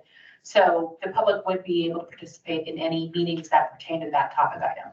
And also, that's just not the only point. Like, we do it monthly. Are we going to continue with the constant of it? I don't want to lose that part of it also. It's great that we do all the public meet, but I want to make sure that we are also, even if we're just coming to update, saying what we're doing on it, at least give them something that we were doing monthly on this, because that's the big piece of the component that we're hearing that's the part that they like a lot. And I know councilors, I know we'd be like, oh, we got time. But this is a part of our job, is to be at these meetings and be able to inform our community. It's big. It's a big issue for us. So I just want to make sure if we're going to go to the working group, that we as council, we hold ourselves accountable to show up to these meetings and still continue our monthly meetings or bi-monthly, whatever we do, but make sure we still continue on with that, because they have spoken by just showing up and going into our YouTube channels to watch these meetings. I don't want to lose that piece. Councilmember Keating. Thank you, Mayor. I kind of forgot what I was going to say. So, yeah. Councilmember Hodge, That comes back to me. Well, I'll just say this very quickly and I'll keep opening it up. So my perspective, I can work under either system. And I said, my comments are not made in any way, shape or form to, put a thumb on the scale, frankly. If people currently think the current committees are working well from council and they feel like this is working well, they're getting a lot of work done, they like their pairings, then I'm fine. I can find other ways to obviously be part of the process. So this is, please don't, feel like I'm trying to push you in one direction or another. I really want to make sure that everyone up here is comfortable with whatever system we actually choose, but just wanted to make sure that I was expressing my thoughts. Yes, Councilor Kid. I remember what I was going to say. No, thank you. I thought Councilmember-elect Amber made a very good point about the number of policy initiatives that have come out of the committees. And I think that's what I heard when I met with Colin from the chamber is these are great, but what really are we doing here? So I thought that was a very poignant point that she made. So I appreciate that. One of the things that I do want to clarify for the members that did not exist under the system is this wasn't some willy-nilly process, right? You couldn't just come up with a committee and then all of a sudden it was done. But what happened would be 2 or more council members would go before the council and during a work study session and say, we would like to open a city manager's working group on this topic. And the body as a whole had to agree, at least 4 votes, to open that working group. And there was a few times, there's a few tense meetings where we had to vote down some working groups. So that's how they are. So that's how they're created. So there would not be an opportunity, I'm saying, for us to break our own rules unless there is a lot of people that want to break our own rules, which I really don't see happening. So all that to say, I think we can do this responsibly. Should we go in that direction? Something else that would happen on the committees the working groups would be, it was created to come back with some sort of policy recommendation. You were there doing the work to get to an endpoint. And I think that's important to the mayor's point about serious policy making. So, I do think, again, I like the system better, frankly, but, we're going to decide what we're going to decide. So thank you. Sounds good. Thank you. Councilor Chin. Thank you, Mayor.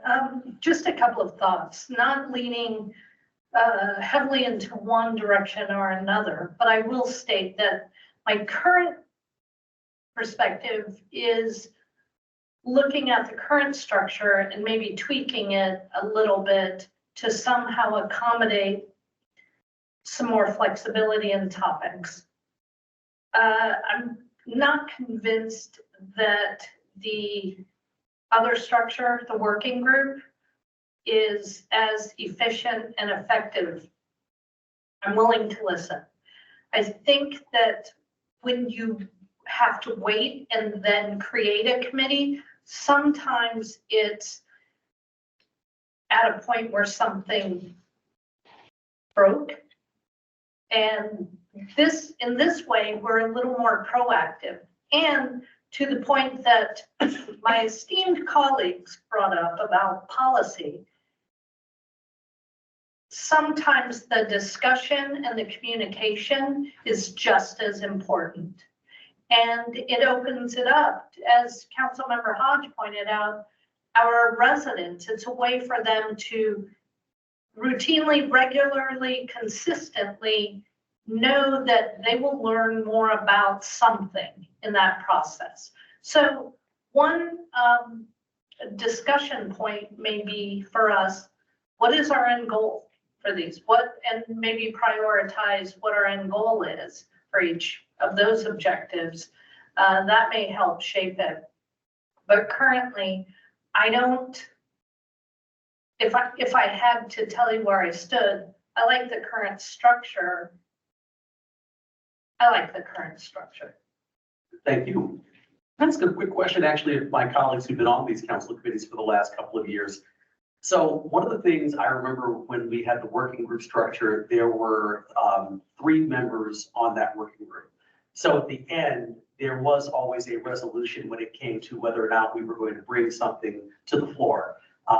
I remember one group I was on with Councilmember Arredondo Savage and Councilmember Granville at the time. And I remember the two of them wanted to go forward with something. I had difference of opinion. It was something related to traffic, but I can't remember exactly what it was at the time.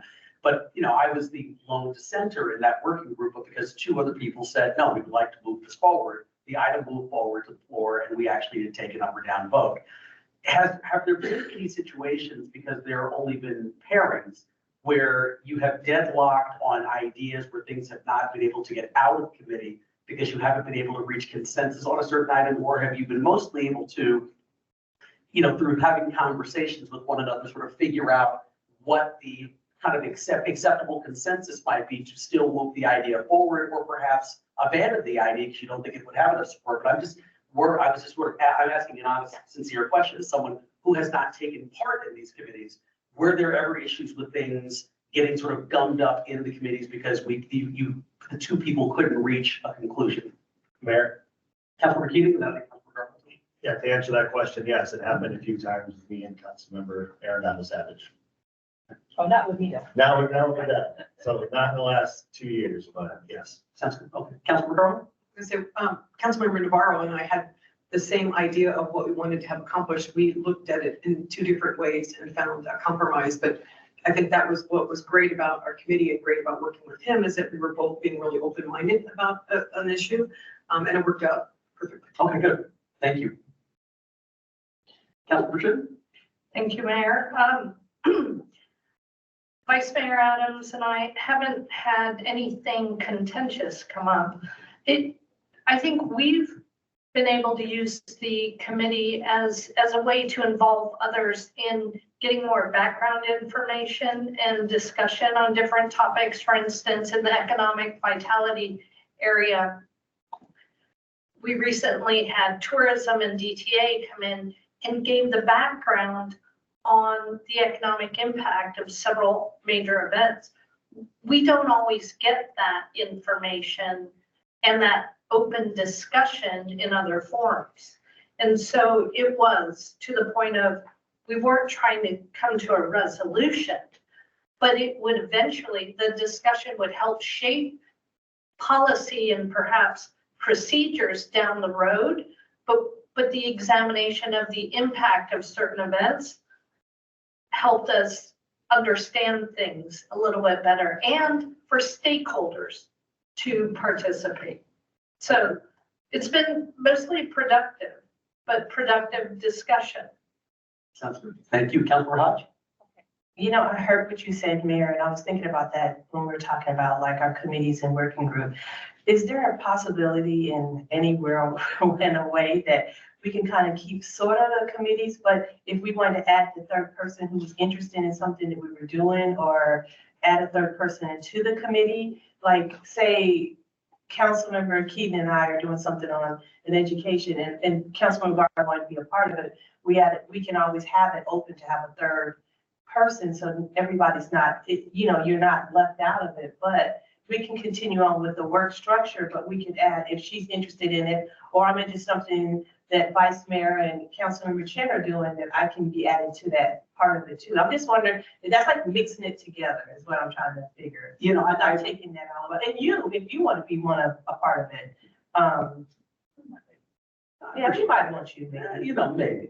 Yeah. No, I appreciate that, Councilmember Hodge. And not to put our chief of staff on, kind of on the spot in any way, shape, or form. I'm just trying to figure it out, because in my mind, and maybe this is just because of the way that I was conditioned for being also part of the previous working group structure, in my mind, I have a hard time figuring out how to do committees and let a third person in on sort of an issue specific kind of level. That to me sort of screams for working group. But that's what I'm saying. But maybe I'm not thinking creatively. What I'm saying, a combination, like I don't want to drop the complete committees part of it, but also, because I do like the structure of having to have meetings and stuff and adding it together, but still have like a third person to be added to it. Councilmember-elect Amber? Thank you, Mr. Mayor. Tanya, going back to your question about, whether or not there's been, conflicts and everything. One of the things from a staff perspective that we ran into is, you've only got 2 members on a council committee. So there wasn't a lot of discussion outside of the council committees because of open meeting law. If you were going to discuss something that you were going to actually have an actionable item on in that committee, you couldn't do it unless you were actually in the committee and it was agendized. So it was very, very structured. It made it really limited in terms of having like a true debate, because all of that had to happen and had to be agendized. And if you wanted a stakeholder to get up and talk about it, that person had to be on the agenda as well. I mean, it was just so structured that it made it difficult to do a lot of these things. So my question to Tanya, I heard you say that, you know, we wouldn't go back to the working group to where it was just kind of like, hey, you know, Rosa calls and we want to try to figure out what to do with the alleys. So we're just going to meet like once a month, you know, with staff. Like, how did that work? Like, would you be able to, you know, invite stakeholders, but they have to be on the working group? Would you be able to, I mean, to where you were actually sitting around a table and talking and trying to, you know, come up with solutions to a problem? Like, how would you do that? Councilmember-elect Amber, I'm going to punt this one over to our city attorney because he is the expert in open meeting law. So I think he could give us a little bit better direction on that. Mayor, I actually, after I listened to Tanya's presentation the other day, and I put a slide in to address some of these issues. I'm happy to kind of jump forward if you want, or if you want to just defer that. It is part of the discussion that I had planned for that next agenda items. I think I probably would want to defer only because I know I probably want to give people at least a 5-minute break to get up and sort of stretch their legs and maybe, you know, run to the restroom. So I think I'll probably defer for now. If that's okay.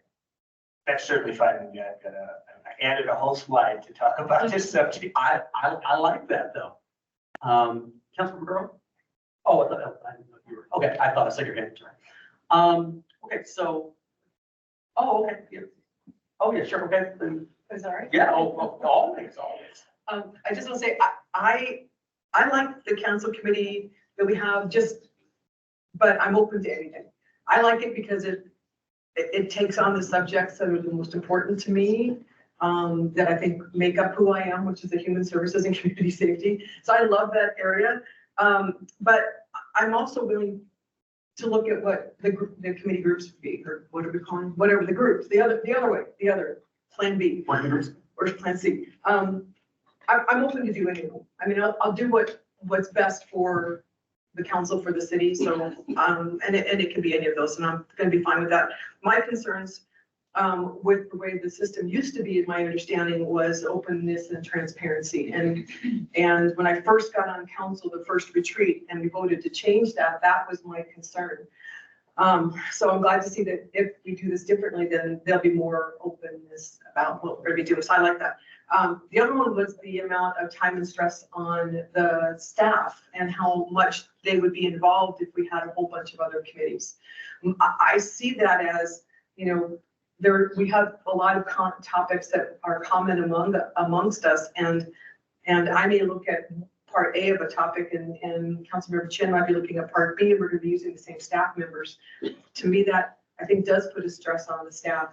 And I will say that the last thing I want to do is create busy work, but I will say it's sometimes in our committee, it did feel like we were kind of doing busy work. It's like we have to come up with an agenda. Oh, we haven't had an update, so let's get an update from this group because we wanted to get updates every once in a while. Well, that was great, but I don't want to create an agenda just to create an agenda. I really want to make my time that's valued, and the same thing with our staff. So again, I'm willing to work in either one that the mayor and you guys decide is the best one for us. I'm open to that.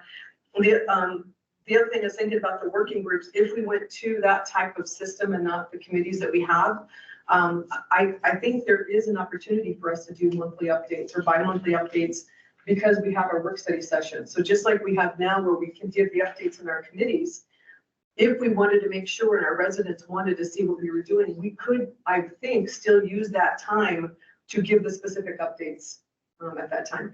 The other thought was, so we have our committees, can those committees have subcommittees and have different people on them? Give the state of the committee system.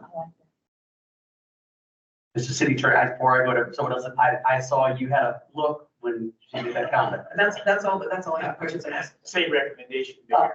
If you don't mind, since I think we're close you want to? You got it. Okay, sounds good. Want to make If you'll sure. allow me just a brief recommendation, rather than close the discussion on this agenda item. After the break, you just exercise your discretion and merge the two and consolidate the next discussion with this one, so that committee discussion remains open. Which I would agree, 'cause it sounds good. It doesn't sound like, and I don't gotta go to Vice Mayor Adams here, like we're coming to a complete conclusion, but the reality is we don't necessarily have to. It's just a good conversation. And as our chief of staff said, this is the first discussion we've really had as a group about this. So if we don't come to a hard and fast conclusion, that is not necessarily a problem. So Vice Mayor? Yes, I just want to mention that Councilmember Chin and I are really work well together, and I think that we've accomplished a lot by having the committee together. And I know that before, when we had the other system, staff really complained about how much time it took them to put together everything. So that's just my 2 cents, that I have done it both ways. I find this way to be very effective, so. Quick thing, just what I just, on option 3, since we haven't talked about that at all, I wanted to see if we can look at that for 2 seconds. Is there any appetite from council about that option, about going from basically 3 committees down to 2? You would probably then add a little bit more subject matter onto the existing committees, but is there any thought process about that? And I can think of some pros to that process, which would be having 3 members on the group, and then it's easier to reach quorum. So if one person's out of town or something else is going on, if you've got 2 people, you can still have a meeting and still conduct city business, to Councilmember Hodges' point. Is there anyone that has any interest in that? We haven't really talked about that in the conversation. Councilmember Keenan? Mayor, it's certainly better than option 1, but still not preferable to me. Okay, Thank you. thank you. Councilmember Hodge? Yeah, I'm okay with definitely doing option 3 because that gives us, I think it gives us a mixture of both worlds. We'll get a chance to broaden it, but we also will be able to keep like kind of the consistency of the committees we have going on. So I'm not opposed to having option 3. Sounds good, thank you. Anyone else? I'm not opposed to option 3. Not opposed to option 3. Councilmember-elect Amber? Thank you, Mr. Mayor. I'm with Councilmember Keating. I mean, if I had to put them in order, it would be 2, 3, 2, 3, 1. Okay, sounds good. Thank you. Councilmember Chin? Thank you, Mayor. I think we're too early into the conversation to eliminate any option. Sounds good. I was gonna say just about the same thing. I would like to hear from our city attorney before I kind of look at which one of those I think, because it wouldn't kill me to do option 3, but I really want to hear what you have to say and if there's possibility for subcommittees to make it work like that. Thank you. Sounds good. Let me do this then. Let me go to our city manager here, and then we can go take a 5-minute break. Thank you, Mayor. No, I'm between you and the break. Everyone's Sorry, put you in that Just position. I'll be real quick. Just 2 things that we want to be a support for as staff. What we talked about, the heels of this communication plan, we had actually discussed the opportunity, since you're re-looking at this. What we've heard with chief of staff is agenda setting, how tough that is sometimes. Are there items that we're working on? And then the communication, actionable communication about the work, whichever option you choose, that we would work on communication plan to the public on here's the actions, policy decisions, things, because I do think that would help. I know you have assistants, they do a great job, but I think more of the alignment with everyone as ambassadors to the work and understanding the work of the committees, working groups, or committees. The second thing is business plans. Whatever structure you decide, we have great staff that can talk about if it's sustainability, what they're working on this coming year. We're really good about data benchmarking. What are the things coming that we as an organization should be focused on, or economic development, what we're working on, to have those conversations early and help perhaps align some of the work that we're doing that might help set some of the agenda and the work with stakeholders, chamber, DTA, others, if that makes sense, right? So everyone's rowing in the same direction, if that's the pleasure of the mayor and council. Sounds good. All right, what we'll do here, before we break for 5 minutes, it sounds like, good opening discussion about this. Clearly, some folks are leaning towards keeping the system sort of as is. That council committee structure, or maybe looking at an option 3, perhaps with more or less kind of keeping, not sort of blowing up the existing structure.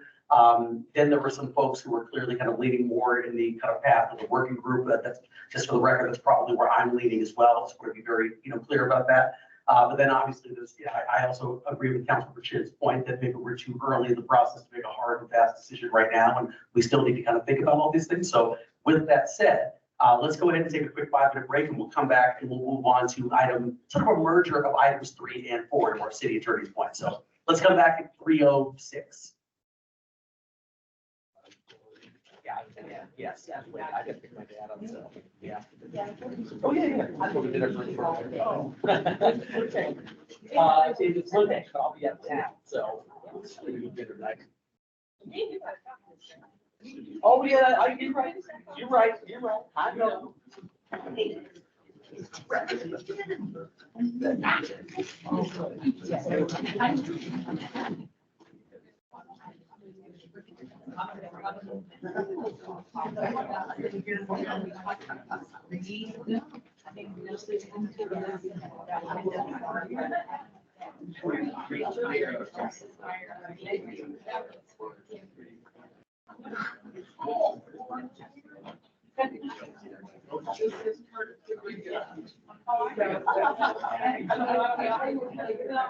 So.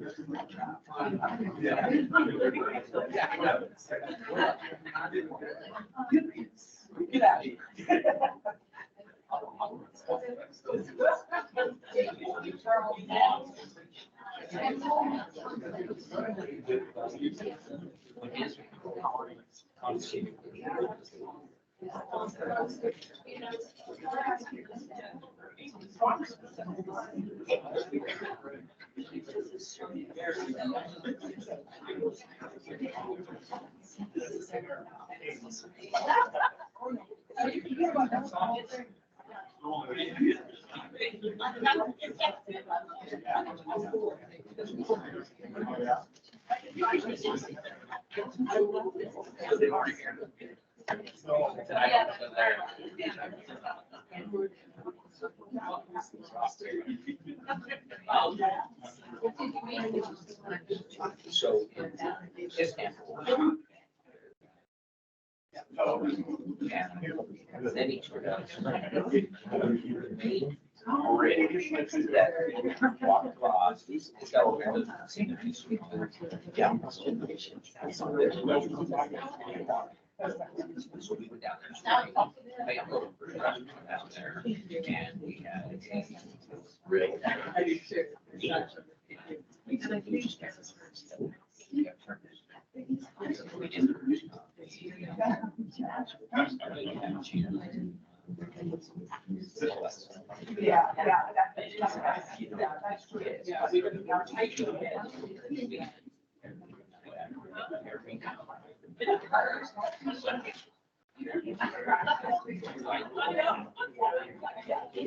had really.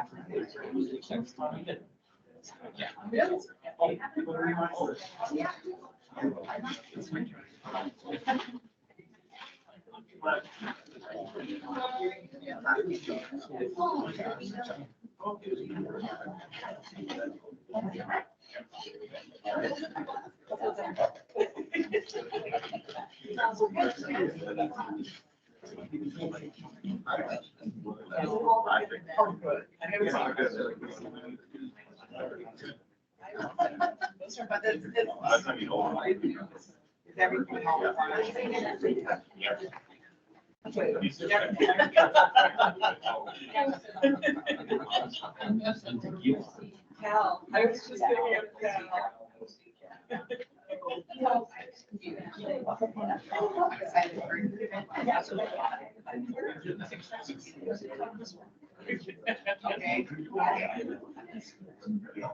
Sorry.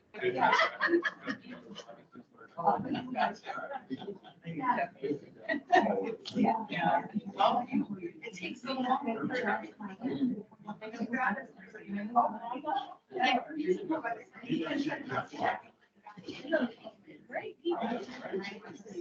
No, I do not.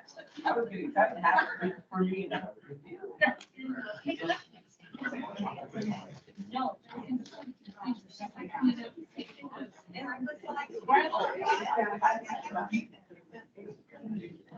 Yeah, I know.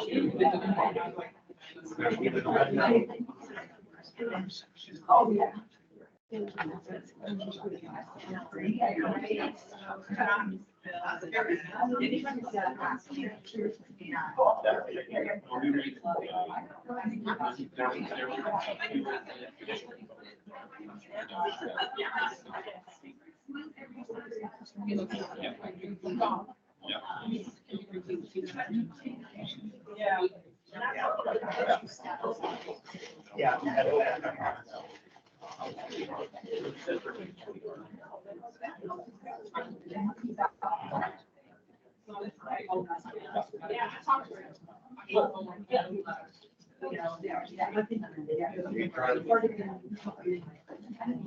Yeah. Yeah.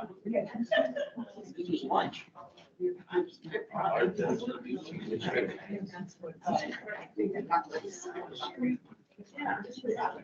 Great job. Thank you.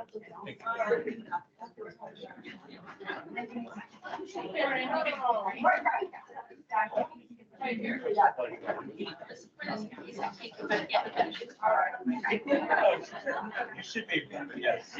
Oh. I see it seems like it's easy to do.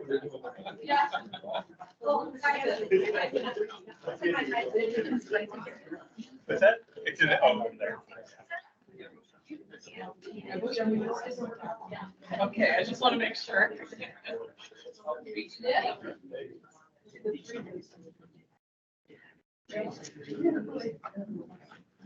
So the kind of something in the system that says.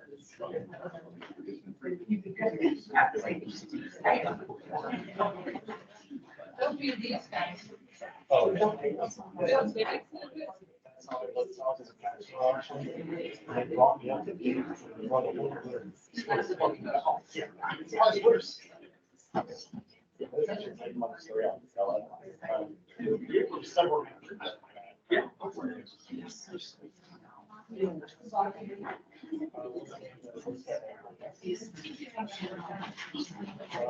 Well, I just started dating now. Oh.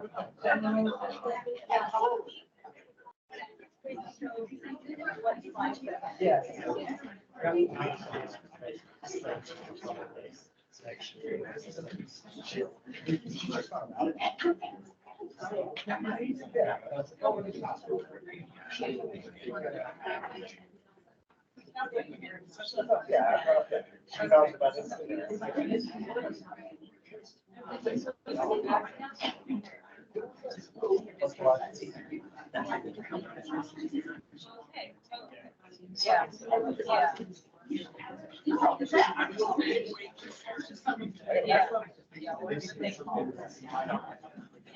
Yeah.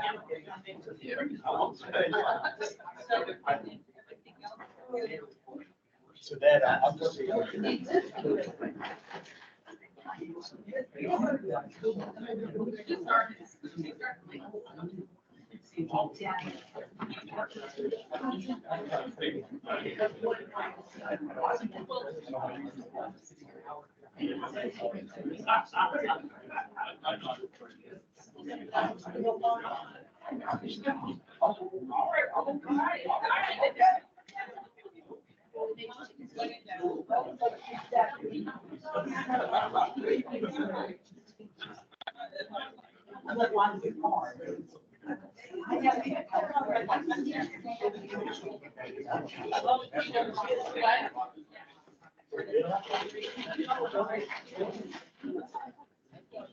All right, guys, we gotta get back.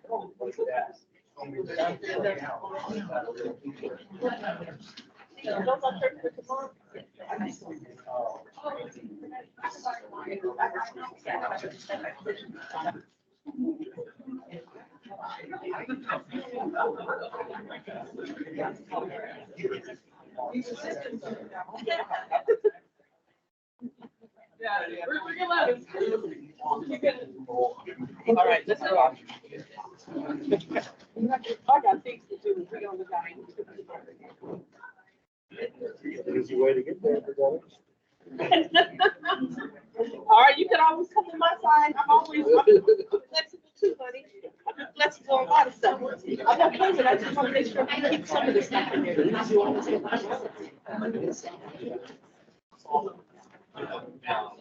All right, let's see, everybody ready to come on back? Give everyone a few extra minutes.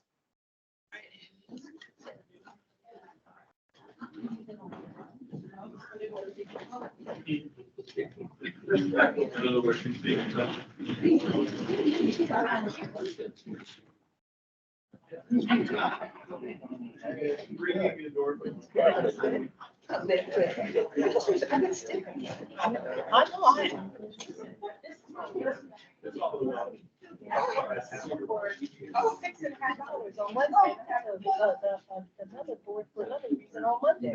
So I'm. Too many retreats. That's a lot of retreats. That is a lot of. Let's see, so bringing us back here, we're gonna move into, while keeping item number 3 still open, we're gonna also move though into item 4A, which is gonna be review of open meeting law and use of social media and other city resources from our city attorney, Eric Anderson. I know one thing that we talked about in advance of this presentation is though, there could be a point in time where council members have certain questions about this topic that are of a legal nature. We might have to adjourn into executive session, which is why we actually did put this for last, just in case council members do have questions that come up that cannot be answered in an open meeting. So with that, I'll turn it over to our city attorney. Mayor, just on your point there, I'll try to, if I can get a question I think is better answered, I'll suggest that we defer that to a discussion. That can also be in a future meeting as the time runs us short here on the Friday afternoon. I drew the bad time slot as it was. So, the clerk has my presentation up ready to go, and coincidentally, right out of the start, these slides are somewhat addressed to the topic we were just talking about in terms of the meetings and what constitutes a public body as the state defines it. Public body is actually not just the city council, it's all boards, commissions, and also any committees and subcommittees of the council that are established by the cities. So that establishes the framework for that. And then the question that is probably most relevant to what you just talked about in your earlier agenda item. Yeah, and I happen to have the state law definition word for word here. I'm not going to read it to you all, but this short with the state law is all the discussion of task force, maybe just a little redemption for Councilmember Keating, discussion of as the task force, as the committee, really doesn't matter a whole lot in terms of the state law. A lot of the discussion was in terms of how you form the committees, not necessarily what constitutes a committee. Yeah, it's the state of law, the old saying, a rose by the end of the name is still a rose. State law is a committee by the end of their name is still a committee or a subcommittee. So a couple of major points in terms of what constitutes a committee that would have to be considered a public body under the opening laws. One, it's a formally established group of individuals and that it's done for a specific purpose. So to the earlier point of discussion of two members, if they just want to happen to run into each other in the grocery store and want to talk about something, yes, they could do that in normal circumstances. If they were a member of a constituted quorum of a committee that was established, then they would have to respect the open meeting law and refrain from that discussion. So it does present a certain amount of discipline when you are on a committee, because what you might normally be able to do as not constituting a quorum of a public body, if there is a committee or a working group established formally by the council, then you would be subject to that as far as quorum discussion. In terms of the number of the committee, that's right now as a product of the rules this council has adopted. Right now that they're set forth that the mayor can designate committees there's no reason those rules couldn't be changed though to have a 3-person committee or change and also have the mayor be part of the committee if he so chooses. Just a quick refresher on rules of procedure. there's established right now that the mayor can designate committees. The other point is that is, if you look at the language in your rules of procedure, the mayor can also modify, terminate, and do other things with committees as it's established. So That's a lot of power. terminate, we have a lot of power. By the way, Vice Mayor, that's pretend your committee's going. And I said so. It does, but the reason I bring that up, Mayor, is some of the discussion here is centered around, wanting to be on different committees and maybe wanting to do different things. There's no reason a committee structure can't be changed, or working group, whatever you call it.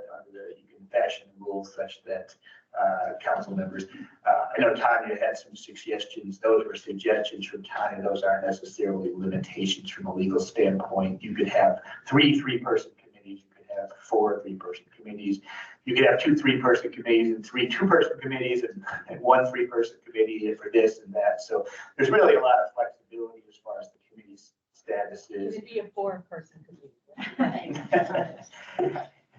You asked the hard question. That's not fair on Friday afternoon. I was actually thinking about that. In theory, yes, you could have a 4-person committee, but then if you have 4, you have a quorum of the public body. So it's really just a meeting of the council at that point. So my recommendation would be not to have a 4-person committee, because essentially you have sufficient people on council to take legal action as a council, but you'd be excluding 3 members from that vote in most circumstances. So I couldn't find where it was addressed, but my recommendation now would be a 4-person committee.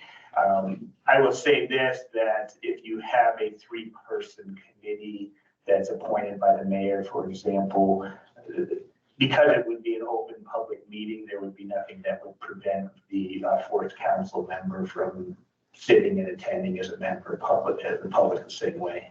It'd just be a matter of the participation in voting to that extent.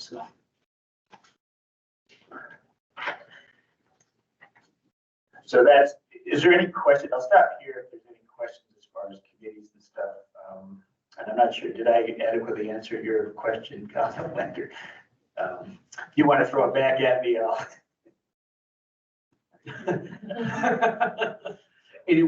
Any thought? I know Councilmember Electus Amber has something in a second here, but I will keep talking to kill some additional time. Let's see. Okay, no. Mr. All right, peanut butter cookies, so. Sticking everywhere. Do you mind going back to slide 3? What? I just asked if you would mind going back to slide 3. So, presiding officer of the public body, so you're talking about the mayor here, correct? In Tempe, yes. Okay, so does it have to be a body consisted of council members, or could it just be staff? Could it be stakeholders? Like from this definition, I almost feel like if the mayor were to ask Rosa, I'm just gonna use the alley cleanup because it's what keeps coming to my mind. Hey, we have some problems with the alley cleanup. Can you get, a working group together, a task force together to start meeting and come to recommendations for the city council? Is that task force then? If there's not a member of council on there, but is that task force then subject to open meeting? There's a line there. If it's simply a request for the city manager to report back, at her discretion to gather the interested people that might be able to, that's not a committee. It's more of officially established for a purpose. So if the mayor were to say, city manager, I would like you to report on this matter, and I'm appointing Vice Mayor Adams and Councilmember Keating to be on the group to that, then you have a committee, I think. So it's a fine line. That's why I wanted to point out with that definition, you've got the official establishment and for a specific purpose. So the official establishment will be designated persons to do that. So if it's merely a request to the city manager, my answer would be no on that. So, Mr. Mayor, Eric, so basically it's just the difference between the two is there's not an elected official meeting in that room to talk about that. It's not a formally appointed group. So for example, in Tempe, the boards and commissions are appointed by the mayor, right? So they're formally appointed. Now they're established through the code. the current rules of procedure that are adopted don't contemplate a committees established with other than council members, but legally, it would be conceivable that if we change the rules, that the mayor could appoint two council members and a third, member of the public at large as a committee to study an issue. So, Thank you. okay, with that, I'm happy to address any questions at any time. I'm going to move on to the rest of the discussion, but we're happy to, if something pops in, jog your mind, happy to go back and discuss committees. Might be the most exciting topic in this presentation. So, okay. Quick note, just on the agenda, one of the things is, and everybody knows this, agenda is what limits your discussion in any particular meeting in a public body. That's why it's important. One of the things we stress with staff is make sure that it adequately captures what the council you want the council to discuss, because it includes the agenda and anything reasonably related to the agenda. That can be a little tricky because there are times when something might be tangentially related and you could discuss it as background information, but you wouldn't necessarily be able to take an action on it. For example, if you had a zoning action on and you noticed that the place across the street was run down, you could point that out as to the extent it was and discuss it to the extent it was zoning decision, but you couldn't take action to order that be cleaned up or something like that. So it's a little bit of a flexibility standard. That's one of my jobs at the council meeting, is to kind of follow your agenda and make sure that discussion stays as reasonably related. So, next slide, please, Kara. So just want to do a quick thing on the meeting, what constitutes a meeting, because this is important in the sense that the open meeting law is much broader than what we think of as a meeting. All of us sitting here today is an easy one. We're all sitting here together. That's a meeting. Everybody thinks of that as a meeting. Nowadays, everybody gathered on Teams is a meeting, and everybody recognizes that as a meeting. But a meeting in the eyes of the open meeting law can actually constitute any kind of gathering, either remotely, two people in a room, two people remotely, but also it doesn't necessarily have to be contemporaneous either. So a meeting could be, in the eyes of the open meeting law, a chain of emails that go around or a chain of phone calls that go around. So that's an important thing to keep in mind. That's one of the most easy traps for the open meeting law, is to actually remember that you can inadvertently create a meeting through conversations. So 2 points on that. One is the emphasis, a serial communication, or sometimes referred to as a daisy chain type of communication. So for example, if two of you are meeting in the grocery store and you bring up an item that for discussion, okay, but if you then the two members resolve amongst each other, I'll go talk to the mayor and you go talk to the vice mayor, and we'll see if everybody is agreement that this is what we should do. You've then created a meeting because you're now talking to a quorum once you get to 4. So that's where a real trap is that you can't. So that applies to everything, especially in the day and age of electronic age. Looks like Just to make sure, just to make sure I'm understanding correctly, because this is how I understood it for a very long time. So if there is a topic, I can speak to my 2 colleagues here on a policy topic, but that's it, correct? That's like a more concise way of just.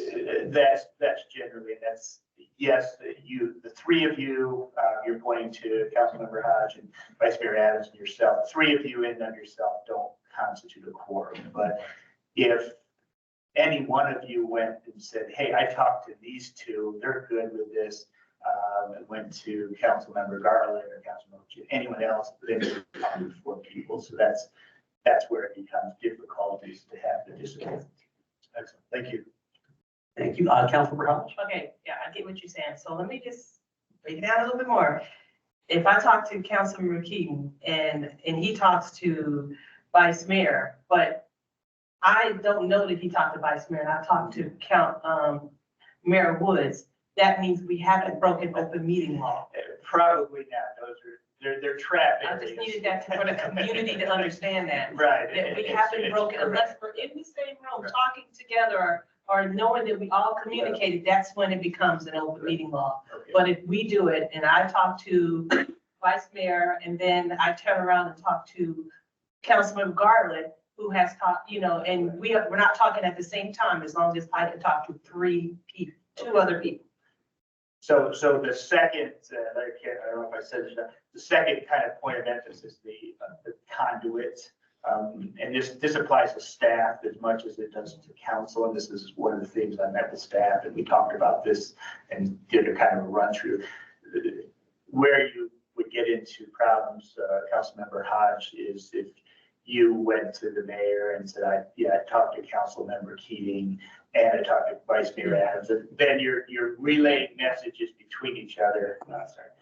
So that's where it's challenging to do that. So that's why, yes, it's okay if you happen to talk and inadvertently run into each other. It's when you become a conduit for each other's messages and stuff like that. Like I talked to other council member, his position is this or that.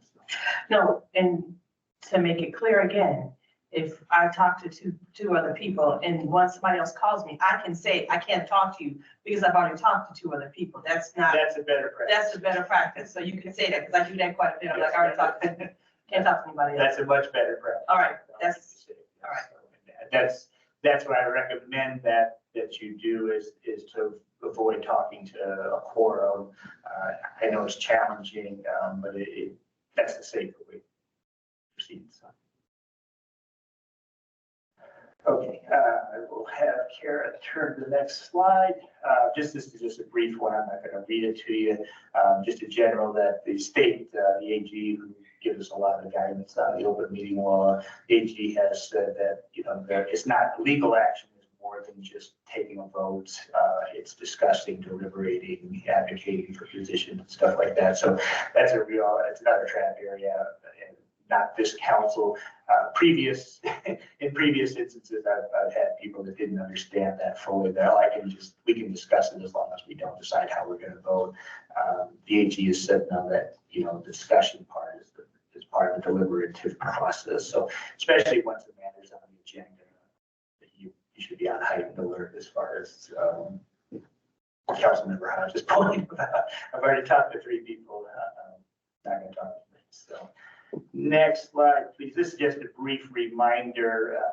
This generally doesn't come into play. The state law requirement is 24 hours posting, and with the exception of emergency posting, generally, and most cities, including Tempe, have practices of posting well before that. But it's a good reminder to keep in mind when you have last minute additions and things. Sometimes there's little changes that, minor update to ordinance isn't something that changes because the notice is already on the agenda. It's when new items are looking to be added at the last minute. So that's just a reminder of the 24-hour requirement. Just a brief notice and agenda. I only point this out. A lot of you already know this, but we talked this a little bit. If it's not reasonably related to an agenda item, and it's the other one on my next slide. And it's going to be council business. I'm going to jump a little ahead and don't worry about the slides. I'll just tell you real quick. 4 of you can get together and talk about the sports contest, the weather, recipes, anything that's not likely to come before the council. I have a little note here about accidental meetings. Because you all attend public functions together. There's times where you may well run into each other, quorum. It doesn't mean you have to immediately run away from each other, that you have a quorum. Well, it's funny you say that because there was a situation, I think during my second term on council, where I had an issue where all of us were going to a funeral. I mean, and so I remember having a conversation with the city attorney and city clerk at that time that said, this is a funeral, was a very prominent member of the community. Do we have to somehow post that we're going to a funeral? Because I mean, that seems like it would be invasive to the person, you know, to the person's family. And the comment I got back at the time was, no, like that's not a situation. But obviously just in terms of optics, you should probably not all be in a corner somewhere at the funeral having a conversation where someone might think you're actually trying to find a way to conduct city business at someone's funeral. Not that anyone would ever be that tasteless, but I'm just saying, but I'm glad you said that because that was something I remember because of how strictly I was taught the open meeting law back in 2008, where it's like, are we even allowed to go to this funeral or can only 3 of us go to the funeral and the other 4 people have to stay home? No, you're not obligated to hole up in your house. A lot of cities, including Tempe, practices to, if it's known, like there's a open house or grand opening of a local restaurant that is anticipated. I think the clerk common practice is to kind of let people know. That's a courtesy notice. That's not a legal requirement. It's just hey, don't freak out because you might see 4 of us together. Again, that will fall on you as individuals. I don't think you need to immediately run away from each other. Like I said, I think you just need to refrain from discussing what might be likely to be city business. I think so. Talk about recipes or whatever, because if it's not something that's likely to be city business, then it's not a legal discussion. So. Next slide, please. Just a note, building on that, you'll see my note about the council business. That comes from the AG as far as what reasonably might foresee when we come before the council. Reminder about serial communications. I have a point here in terms of texting and social media, just as a reminder, building on the earlier discussion of what constitutes a meeting, text messages, email, social media. Those are also traps because they're so easily disseminated. And it can be incidental, but best practices are to try and avoid it. For example, if you sent out an email to your constituents as a council member and said, you know, I support your project, and you just sent that to that constituent turned around and put that in, sent it back to the council communicator, that would be an incidental, because you're assuming your intent was not for them to do that. On the other hand, if you asked them to do that, then that would cause a problem. But social media and texting can be, particularly in social media aspect now, with people's ability to have open posting on pages and stuff like that. So that's an area to really keep in mind as far as your open meeting discipline of trying to avoid getting a scenario where the messages are communicated. There is a bit of a safe harbor. Speaking to the press is kind of your right as far as a council member, first and stuff like that. If you are speaking and they ask, and you're asked to, explain your position on an issue, they've said that's fine. Where you should kind of draw the line is stop short of urging your fellow members. So if you support Proposition X, you should say, yeah, I support Proposition X for this reason. You should say, I support Proposition X, and I encourage all my fellow council members to vote the same way. At that point, you're advocating for the legal action rather than just stating your position as a council member. So, next slide, please. Back to the discussion about conduit. I wanted to just briefly touch on common problem that the city, because you all have aides and staff members, although they are not members of the public body, they have the same obligations as trying to avoid having you guys inadvertently commit open meeting violations. So if your staff is communicating on your behalf, they should be mindful of the same restrictions that you're under. So, for example, your council agent shouldn't be sending emails to the other council members saying, council member Garland supports this, for example. Now, one of the things that you probably commonly encounter is your constituents will email you and they'll give you a long email about their position of how they feel to the agenda item.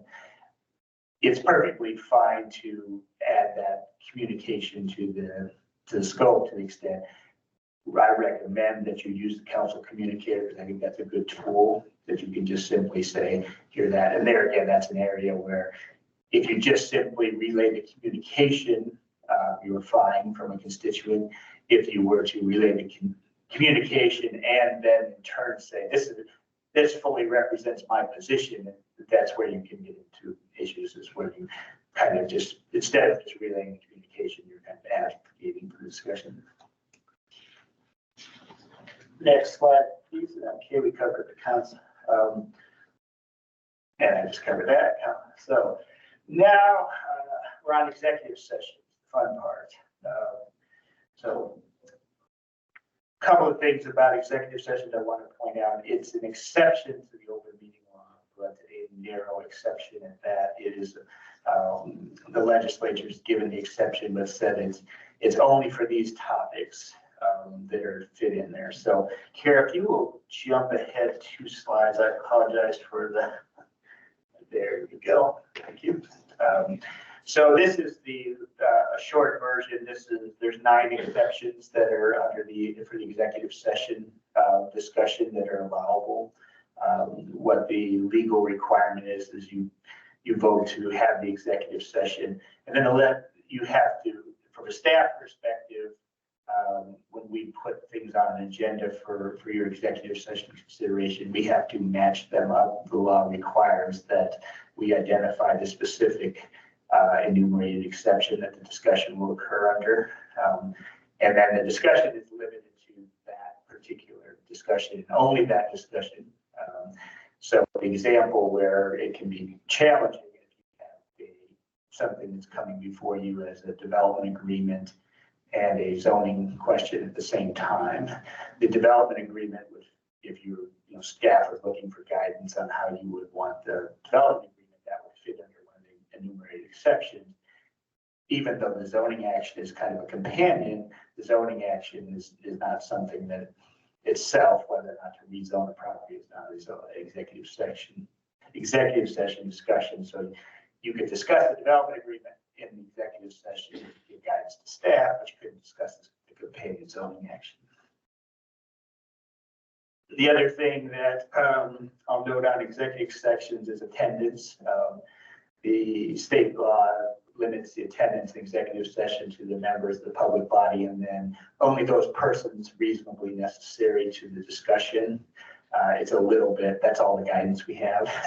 So it's a judgment call. So you may not see these, but we sometimes have those discussions before the exec sessions, is who should be in there and who shouldn't be.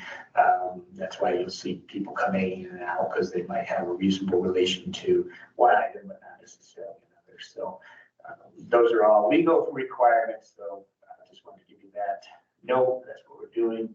A couple of quick reminders: executive session minutes confidential, but members of the public body are entitled to review the minutes. So I mentioned this because it's come up before in previous work I've done.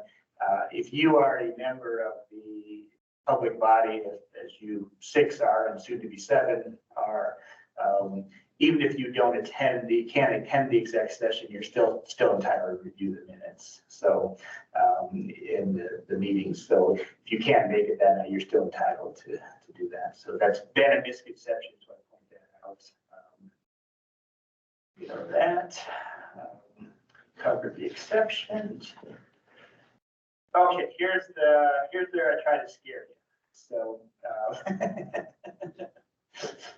I know it's Friday afternoon. I'm not going to read these to you. I will tell you the good news is in the old days, there was actually potentially a criminal violation for open meeting law violation. They've downgraded it to various civil remedies. The one that I point out to try to scare you is the very last one.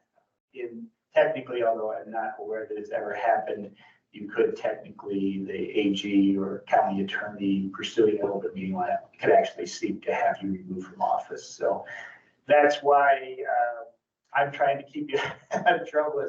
It's out of concern for that because they are serious, potential. They're only civil, but they are potential serious civil remedies for that, so. Is there any questions on that? I'm about to switch to topics. How many more slides? Anyone have any questions they'd like to ask right now? I've got like 3 more slides. 3 more slides? Want to hold up to the end or? Yeah. Okay, sounds good. Okay. I wanted to mention briefly, I put together a slide on electioneering. I know everybody's thinking the election's over for the city, but it's not over for the city. The mayor and council members are elected, but the city, you as a council have referred a couple of bond measures to the voters. The other aspect that I'll point out with the electioneering is it applies to all elections, not just city elections. So it applies to statewide elections and stuff. And it might not be the best title, but it stems from state law that prohibits the use of city resources for influencing the outcomes of elections as a state. So what's influencing outcomes of election? That's taking a position. So you look like you have a question, Mayor. So I do. You read me very well. So just to clear this up though, so one thing that people typically do is submit statements to the publicity pamphlet, which is distributed by the county. So would we be allowed as council members to say, I support the bonds, hypothetically speaking? Okay, so 2 clarifications. One, I'll just take as a city, if you look at I think it's the 4th bullet point down, the city can publish informational pamphlets, but they're required by the law to be neutral and impartial. So if you think of what you see a lot of times in the ballot questions where they have the pros are this and the cons are that, the city can essentially do the same thing. So for example, with the upcoming bond elections, we could put out an information that the bond is passed is being proposed for this purpose. Pro bond people say this, the anti-bond people say this, or who goes in favor. So you try to make it neutral and partial. It's a bit of a judgment call, but that's part of what our office would probably be asked to do. So, let me ask the second point, if you don't mind. Okay, sure. So your second question was you personally. Right.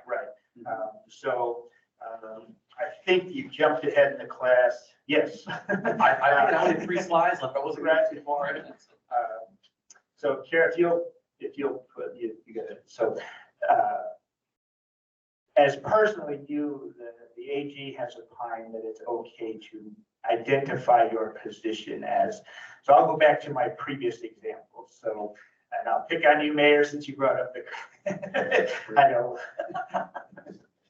So if you were to say, I, Mayor Corey, would support the, let's call it the transportation tax, but that's something, it's an election issue now, it's been referred.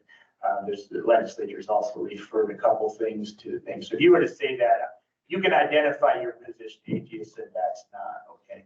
We're going back kind of previously, if you were to say, I, Mayor Corey Woods, and all of my fellow council members support that's where you probably, it's a bit of a dance. So, but you can certainly identify your position and do that. So, thank you. So I have some recommendations. Building on that, you go to my next slide. One back. I think we're one too far. Yeah. So here's a couple of recommendations. It's the same slide. I apologize. And I realize the real world implications. It's not always easy to do this, but ideally, if you have two lives, kind of, you have your personal website, your personal social media, or your campaign social media, as it were, and then your official thing. In those situations, draw that distinction. So if you want to come out and advocate for the election, do it as on your personal Instagram or Facebook, not your official one that might have been established for the city. Because one of the things I'll point out is they've interpreted the use of city resources very broadly. So you think, oh, well, my council aide set up a Facebook page for me. And it didn't cost any money to free you, but they still see that as city resources because it was set up by the city. So that's a bit of a trap area where you have to be careful. That's why I understand my recommendations can be challenging in practice, but that's kind of a safe harbor if you want. So, and then the last one is, make clear that you are speaking on your own behalf. That these are two, I've got one last slide, but just keep these in mind because they apply kind of the next slide. The other one I just wanted to mention briefly in the context of social media is there's a recent Supreme Court case that's discussed and established kind of a new test for when you are speaking on behalf of yourself rather than the city. And the reason that becomes important is First Amendment issues, that this case arose in the context of an elected official who deleted posts from his opponent on the Facebook page or the social media page that he didn't like. He was challenged on that as far as he was picking on you again, mayor, not you, but it was a mayor of the city, didn't like one of his antagonists posting, so he deleted the post. It was a First Amendment case. The Supreme Court said, look, for in order to be a state action is that there had to be posts that are trivial to the city and possessed actual authority to speak on behalf of the city. It's actually, and there's a lot of legal speak to that. It's a fairly safe harbor that this, but if you apply those same recommendations I made as far as the electioneering to that, you'll probably be good as far as that. So I think that's all I have. I apologize for it was too lengthy. I do think I was the shortest presentation. So I should get points for that. No, I will say no, honestly, Mr. City Attorney, and I appreciate it because I go back to 2008 when I was first elected to council, and I remember having almost a full day's session of going over the open meeting law and all of these things. So frankly, the ability you have to make this a lot more concise and still very, very informative. I appreciate that. So I'm happy to provide any additional discussion and not, I know everyone's going today. I'm available. We can do that. We can certainly do it. Like I said, if questions come up, we can certainly, if they're legally related, we can certainly add that to a future agenda item. So. Sounds good. Okay, so let me just ask council, any questions or clarification we're seeking on item 4A, our city attorney? All right. Well done. Nothing. Great job. So, thank you, Mayor. Which does lead us back. I wanted to say quickly, I'm not trying to encourage anything here. Trump says we never really fully closed out item 3A. Just going back to that conversation as well, does the council seek to, I know we only technically have 11 minutes left before we get to the close of this meeting, although we can go over, but at the same time, I want to be respectful of folks' time.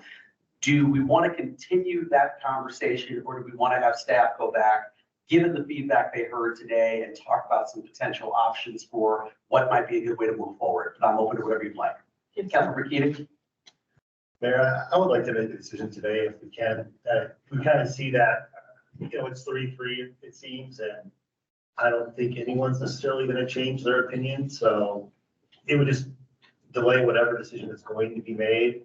And then we'll have to have another lengthy discussion about it. So my preference would be to pick. Okay, sounds good. Thank you, Councilor Raj.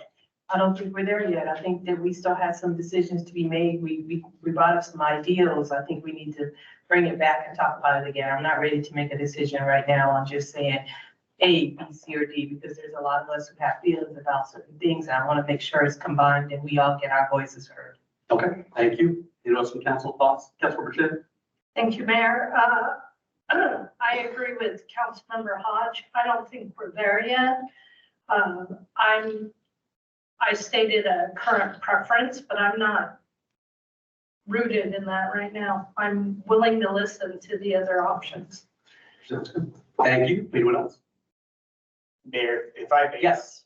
A suggestion, one of the things that we hope to do this summer is kind of take a look at the council rules of procedure as a whole make some recommendations as far as, some language that might be cleaned up. That's where your committee rules are as well. What we can do is agendize it for future discussion and then try to put a draft of, some rule proposals in front of you to kind of aid that discussion if you'd like. Okay, sounds good. I appreciate that. Let me just keep going around here to see if anyone else has any thoughts about what we'd like to do today. So far, one person says, let's finish it. A couple of folks say we should give staff some more time to come up with some thoughts. Yes, Councilmember Amber. Just want to remind everybody, I actually haven't been sworn in yet, so I don't think that I can actually vote on that item at this point. That's correct. Thank you. All right. Councilmember Kirkland. I have a question. We were talking about, I think all of us had kind of mentioned it, that when the last system that was used seemed to tax the staff a lot. In your opinion, as chief of staff, if we were to move back to the other system, do we believe that we could put enough things in place to not overburden and overtax our staff to be able to make that system work? I mean, for me, the reason why I'm kind of wishy-washy about it, either ways seems to be will work for me, is I haven't done the working group yet. So in my head, it's like I'm up to trying something new, and if it doesn't work in 2 years, we'll go back or do something different. But it just keeps going back to me. Two things. One is I would like the mayor to be able to take part in making some of the policy decisions that we have. I'd like to give him the opportunity as mayor to be able to do that. But I also don't want to overtax our staff. And if that's what the working groups are going to do, then I would prefer staying the way that we are. But I'd just like your opinion on what we might be able to do with that. Thank you, Mayor, Councilmember-elect Amber.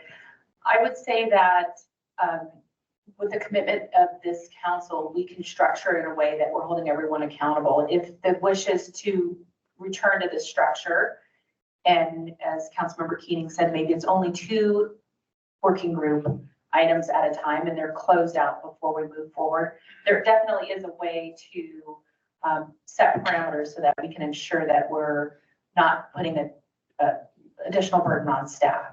I think that some of the challenges with the old structure was that we weren't closing those working groups and new ones were open. So we had several were open at any given time. And that ultimately was additional work for staff to have to be able to, with 7 members, potentially 4 working groups, it's 28. I think though, if that is the structure that the mayor and council wishes to evaluate, we could definitely look at the parameters of that and develop that so that it isn't burdensome on staff. Okay, so then a follow-up question then would be maybe not making the final decision on this now, for me to be able to say, yes, I think the working group, let's try it. But I'd like to have things put in place beforehand to know that it's going to be okay. That would need to be brought back to the council, because I think, I'd like to have something in there that makes Councilmember Hodge feel good that we are going to be able to put something in there that says we are going to have regular meetings, that we will be able to go to the public. Like, how would that work? And then how many would we be able to have? I think there's not enough information here for me to be able to say, yeah, I think working group sounds great because I've never done it, but I don't know exactly what it's going to look like. So I love the discussion here. I love all the information that everybody has, and especially from Councilmember Keating and the mayor about talking about, and vice mayor about working groups, because I've never been on one. So I think I'm leaning more toward that direction, but it's hard to make that decision when I don't have all the information.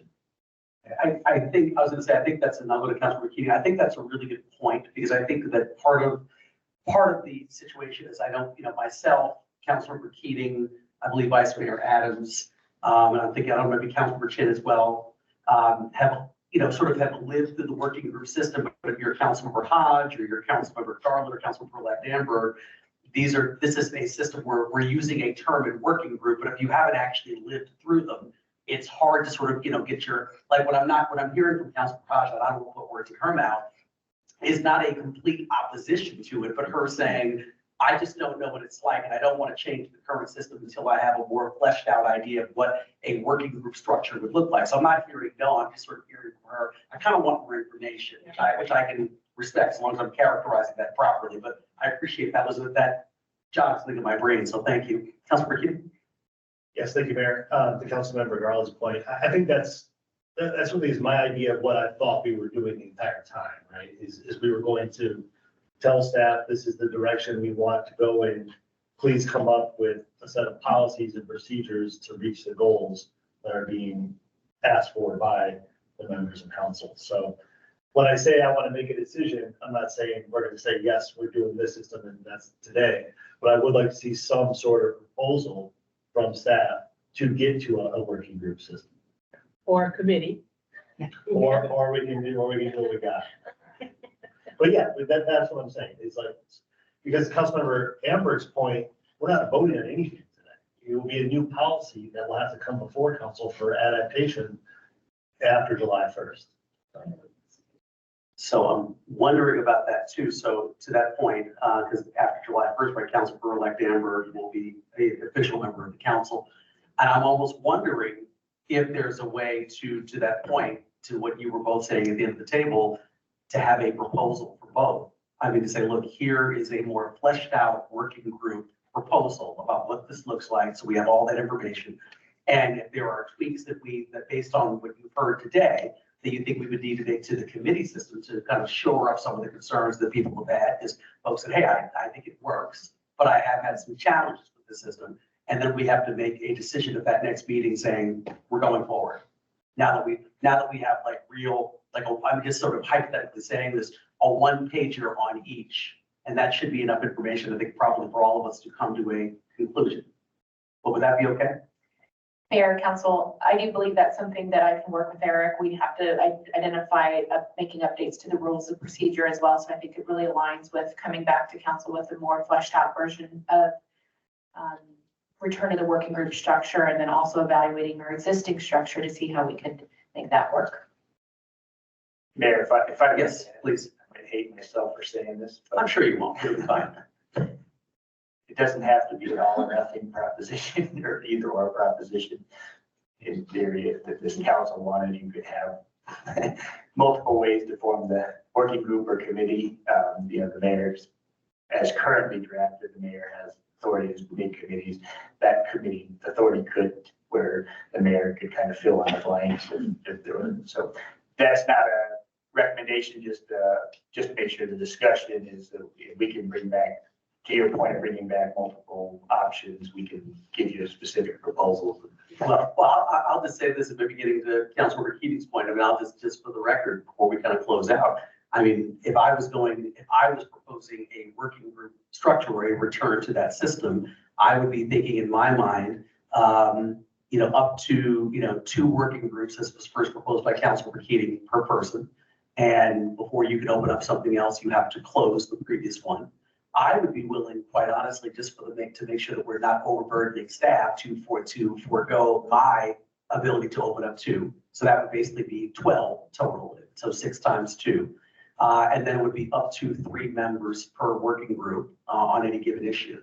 So we would have, so that would be sort of my very overly simplified proposal. That's what I think we could probably do. But once again, I don't want to put our chief of staff in the spot to say yes, either yay or nay, or our city manager, but that's just sort of my initial thought. You're giving me more power to weigh in. Yes, Councilmember Garland. So then technically that third person on any of those committees then could be you, and you could take part in the policy making. Absolutely. Councilmember Schiff. Thank you, Mayor. Also, the city manager mentioned this. If you would include in the evaluation or proposals, the loop back involving the communications team and how we can formally include that in. Absolutely. Okay. Can I say one thing? Yes, Councilmember Hatch. I just feel that sometimes when we're already talking about how we're gonna structure the working group, and we haven't brought in anything of the committee. So I'm just wanna make sure that I'm saying it for the 4th time, that I like parts of the committee, the working group, and I'm gonna fight you guys on it if you guys take it all out and we don't have some of that structure in there, because I still think that the committee, the committee we had, I love the structure in it. So I'm gonna still say I want it to be, and we just sat there and talked about the working group, but nothing about the council committee. So I just want to make sure that I understand that we're going to look at both and take parts of both, because we're only talking about what we can do to strengthen the working group, nothing about what we can do for the committee. Well, Councilmember Hodge, to your point, and I appreciate you saying that. No, I think clearly from the conversation we're having here today, it does not sound like we're going to get to a final conclusion. So, I mean, I understand, so I agree. I think at this point, from my point, it would be looking at both systems and trying to bring us back proposals for each one, one for working groups, one for committees, and then having us as a governing body make a final decision on what direction we'd like to take. But I think that's probably as far as I think we're going to get today. We're from the conversation. Madam City Manager, anything on your? Oh, no, you're Councilmember. I would also like to say that I'd like to be able to have Councilmember-elect be able to take part in that decision. Yeah, and I think that's absolutely one of the things that I would like to see too, for Councilmember-elect Amberg to be Councilmember Amberg and have a full voting authority as part of this decision. So absolutely. Yes. Question for you, Eric. Since I haven't been sworn in yet, can I talk to any number of these folks here? You have till July 1st. Everybody, watch your phones when you leave here. Amber. Mayor, I do have a question. Our first work study session isn't until mid-September. I know that we have a break for July and August. Would it be okay if we try to maybe find some time in August, a summer retreat, if you will? No. I was actually, No. could we, no, what I was gonna ask was actually, It's not being crazy. why did I know that Councilmember Keating was gonna jump into me? I was like, I just heard the voice. What I was thinking was there might be some way to tack it on to the meeting we already have on August 26th. I mean, that's when we're planning on coming back from vacation. That's what we all agreed to. And so maybe there's a way to add a one issue item regarding work study. So we're not coming back earlier. Yes, that's what we're doing. I mean, this would obviously be Councilmember-elect Amber's decision. This is only a half-hearted suggestion, but if we can keep the conversation to half an hour, my colleagues, we can do it July 1st as well. We'll never be to that. Well, that's what I'm saying. We gotta get timers, like a chess clock for everybody. I want to give them some time to go over it. That's not enough time. That's only a couple You don't weeks. think 3 weeks is enough time? No. Okay. I would also like, because it is the swearing in, that's an opportunity of friends and families to be there and photos. We've got an event afterwards, and I think that there's some other things that those that are reelected may want to do afterwards, so I don't want to take up that valuable time. Yes, Vice Mayor. It sounds like you guys are going to talk about it anyway this summer, so why don't you just talk? If I could, I'll speak on staff, I behalf, July 1st will be a real challenge to get, because keep in mind, we have to get those actually well in advance of the meeting. We'd have to have recommended stuff to you well in advance of that July 1st. So given that we've already got a full agenda on June 27th, August or September is. Okay, thank you. Perfect. Thank you, Vice. So would everyone here then be okay with, let's have, coming back on August 26th, which is with the next regular council meeting schedule, we can just do a one item work study and we can make the final decision on this. Everybody okay with that? Okay. Okay, wonderful. Thank you. All right, that brings us to item number 5. Madam City Manager, anything else you'd like to add before, if that's allowed, Mr. City Attorney? Sure. Thank you, Mr. Mayor. I have nothing. Okay, sounds good. Once again, thank you all for being here. Thank you as well. Whoever did, I don't know if it was Tanya, I think it was, but I saw her wheeling stuff out of the office. Thank you for also bringing snacks to the meeting as well, because, and milk for Councilor Garland as well. Just wanted to thank you publicly for that. With that said, we are adjourned at 4:05 p.m. Thank you, everyone, and have a great weekend.